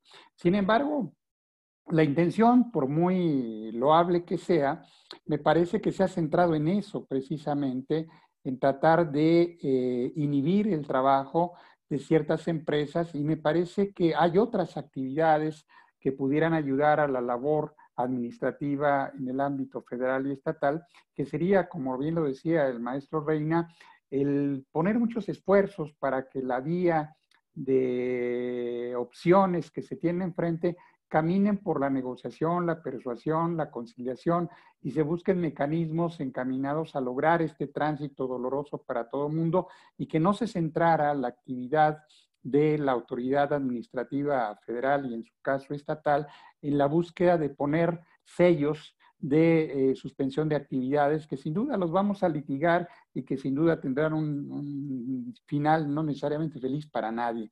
En ese sentido, ¿por qué no se han cerrado? Yo diría que hay muchas razones, pero una de ellas es la incapacidad material que tiene la autoridad para ir en la búsqueda de esas actividades no esenciales y cerrarlas. Yo creo que es una actividad formal que tienen estas instancias administrativas. Yo diría que hay otras que valía la pena experimentar para la búsqueda de transitar de la mejor manera en esta etapa tan difícil para las partes. Perfecto, muchísimas gracias, doctor. ¿Alguna conclusión? Bueno, yo insistiría en la necesidad de que el derecho al trabajo busque en sus orígenes, en sus raíces, como así surgió. Siempre los tribunales en el siglo XIX y principios del XX buscaban la conciliación, la mediación, los mecanismos alternativos y solo por excepción el arbitraje. Yo creo que esas ideas que le dieron origen a nuestra rama del derecho son las que en este momento pueden servir de base para transitar en esta coyuntura. La búsqueda de la negociación, la persuasión, la conciliación, la mediación, los medios alternativos, no me parece que sean la opción, que son la única opción que en este momento veo como viable para buscar que las partes se encuentren en algún tipo de equilibrio, porque las respuestas, como ya las hemos escuchado en esta tarde, que da la legislación, o no las hay, o son de interpretación diversa, o si encontramos alguna que se parezca a la realidad, es realmente injusta muchas veces para las partes. Muchísimas gracias, doctor. Dejo el micrófono abierto para despedirnos todos al final, si usted lo permite. Mi querida doctora Gaby, te acabo de mandar algunas preguntas. Claro que sí. Mira, con base en una que me hacen, hay muchas que creo que valdría la pena a lo mejor poder después publicitar nuestros correos electrónicos para dar respuesta más a detalle, pero hay una que tiene relación con algunas de las conclusiones que yo ya había preparado. Me preguntan cómo quedará la estructura jurídica y funcional de la seguridad social en el contexto de la 4T, de la cuarta transformación. Yo más bien quisiera decir, la cuarta transformación yo no creo que le prevea algún cambio específico en seguridad social, porque ahí lo que vemos es más bien el fomento fomento de programas sociales. Y realmente lo que se requiere ahorita no es el fomento de programas sociales, sino una de mis conclusiones es que se requiere un análisis y reestructuración específica de la seguridad social, porque los países con seguridad social más robustos son los que más rápidamente salen de las crisis económicas. Esto no lo digo yo, está demostrado por diferentes economistas, inclusive premios Nobel, donde a mayor cantidad de seguridad social es más fácil el regreso después de una crisis, como en este caso tuvimos la del 2009, etcétera. La de ahorita seguramente va a pasar lo mismo. A mayor grado de seguridad social, mayor grado de seguridad pública. Por ende, entonces, a menor seguridad social, mayor inseguridad pública. Y esto es algo que no hemos tomado en cuenta. Países que invierten muchísimo en seguridad pública, con unas cárceles súper dotadas, de seguridad, etcétera, y que invierten poco en seguridad social. Y lo mismo sucede en países que invierten mucho en seguridad social y menos en seguridad pública porque lo requieren menos. Entonces, ¿qué va a pasar con nuestra seguridad social? En la 4T no creo que haya algún cambio. Se van a fortalecer programas sociales. ¿Qué requerimos? Una seguridad social 4.0, acorde a necesidades actuales como esta pandemia, que no creo que pueda ser la única, desafortunadamente, porque la globalización ha traído esto, que nos podamos mover más, que nos comuniquemos más y que además de todo llegue más rápido. Si analizamos las pandemias anteriores, la peste tardó 40 años en moverse por todo el mundo, por ejemplo, en algún momento. En esta ocasión nos llegó en semanas. Entonces, bajo estos supuestos se puede decir que la seguridad social 4.0 se va a integrar de programas sociales, sí, son necesarios, pero tienen que tener exigibilidad jurídica por seguros sociales, por prestaciones de derecho laboral, por servicios obligatorios de carácter privado. Tiene que haber una integración, pero tienen que configurarse como sistema. En México no tenemos un sistema claro de seguridad social. Tenemos diferentes herramientas, pero no están articulados de forma que accionen una red, que esté yo en uno o en otro, pero siempre tenga un sistema de protección. Esto no lo tenemos y es a lo que deberíamos de transitar. Muchas gracias por la atención. Muchísimas gracias, Gaby. Siempre es un gusto escuchar tus conclusiones y tu sapiencia. Nos esperas para las conclusiones finales, ¿verdad? Maestro Vicente Reina, ¿alguna pregunta que nos guste compartir o conclusión? Claro que sí. Hay una pregunta que dice ¿por qué la Secretaría del Trabajo y Previsión Social no ha tomado medidas para cerrar fuentes de empleo no esenciales? ¿Hay responsabilidad administrativa ante esta omisión?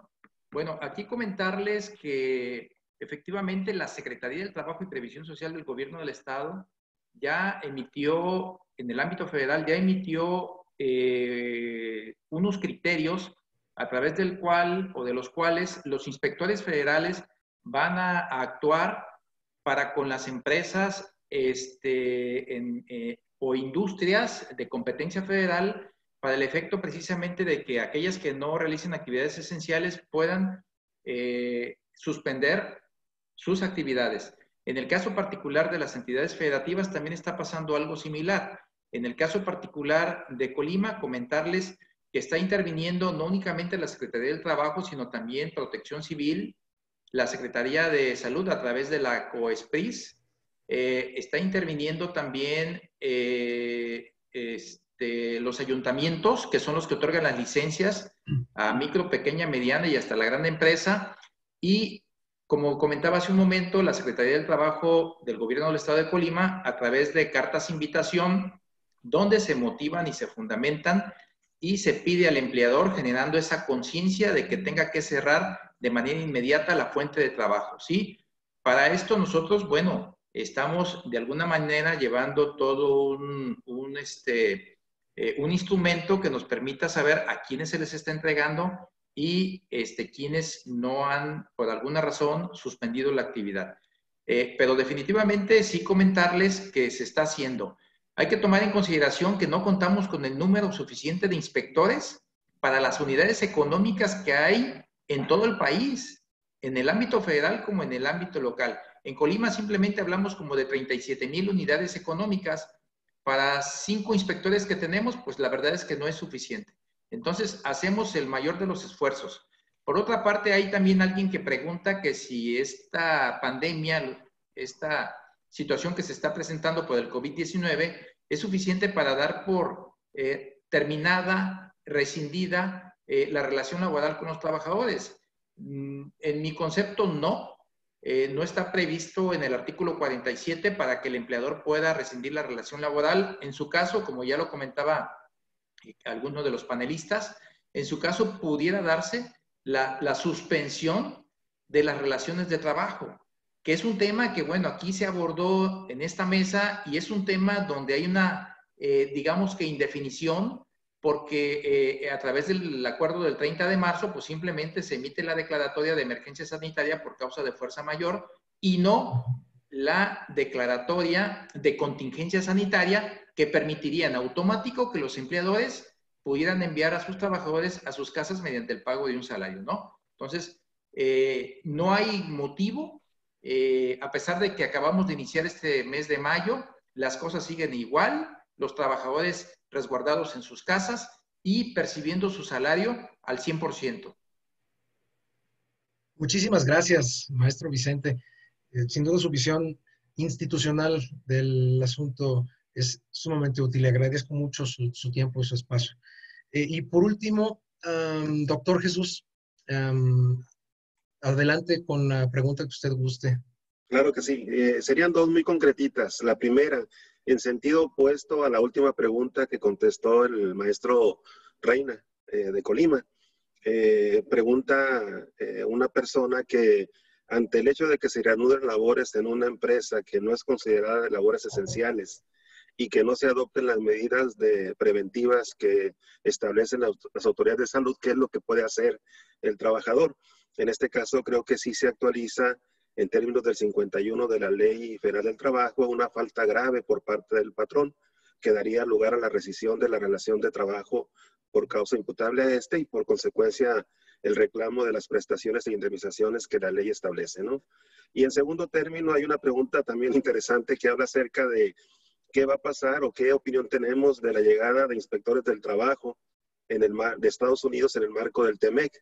Bueno, la verdad es que la versión oficial es de que eso no se va a permitir y que no puede ser porque se violentaría de una otra manera la soberanía nacional.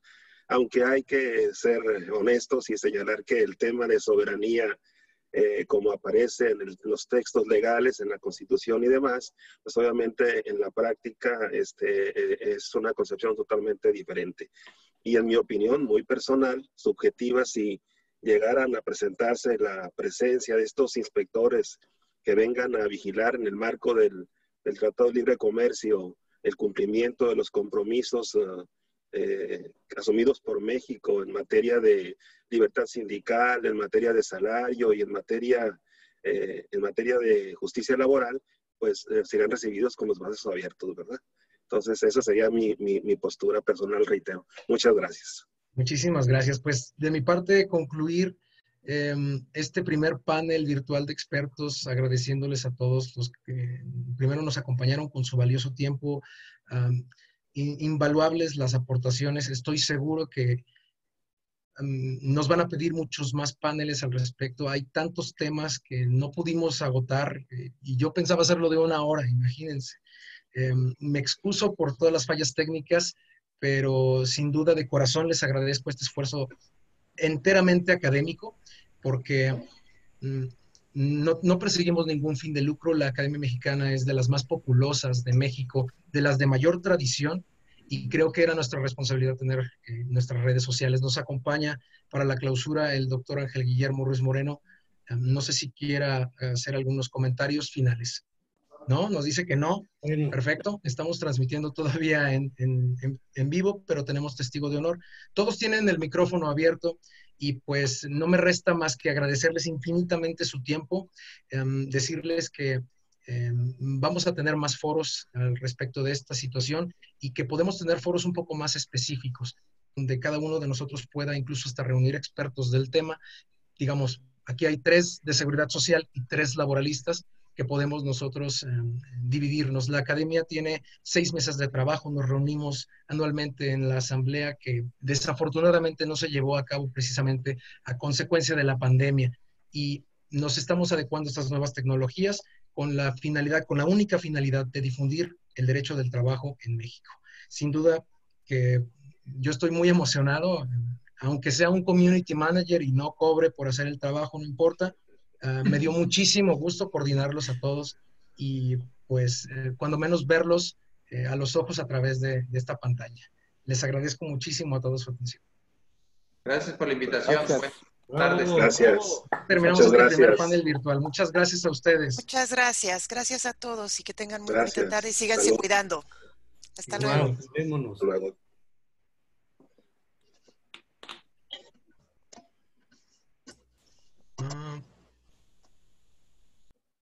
Listo, ya terminamos ya terminamos la transmisión. Listo, se acabó. Ya son Gracias. libres. Muchísimas gracias. Muchísimas gracias a Gracias por todos. todo. Buenas tardes, gracias a todos. Me Hasta puse luego, medio que estén nervioso, bien. pero les mando los resultados finales. Un abrazo a todos. Hasta luego. Bye. Hasta luego, gracias. Enhorabuena, Eduardo. Gracias. Enhorabuena. Gracias.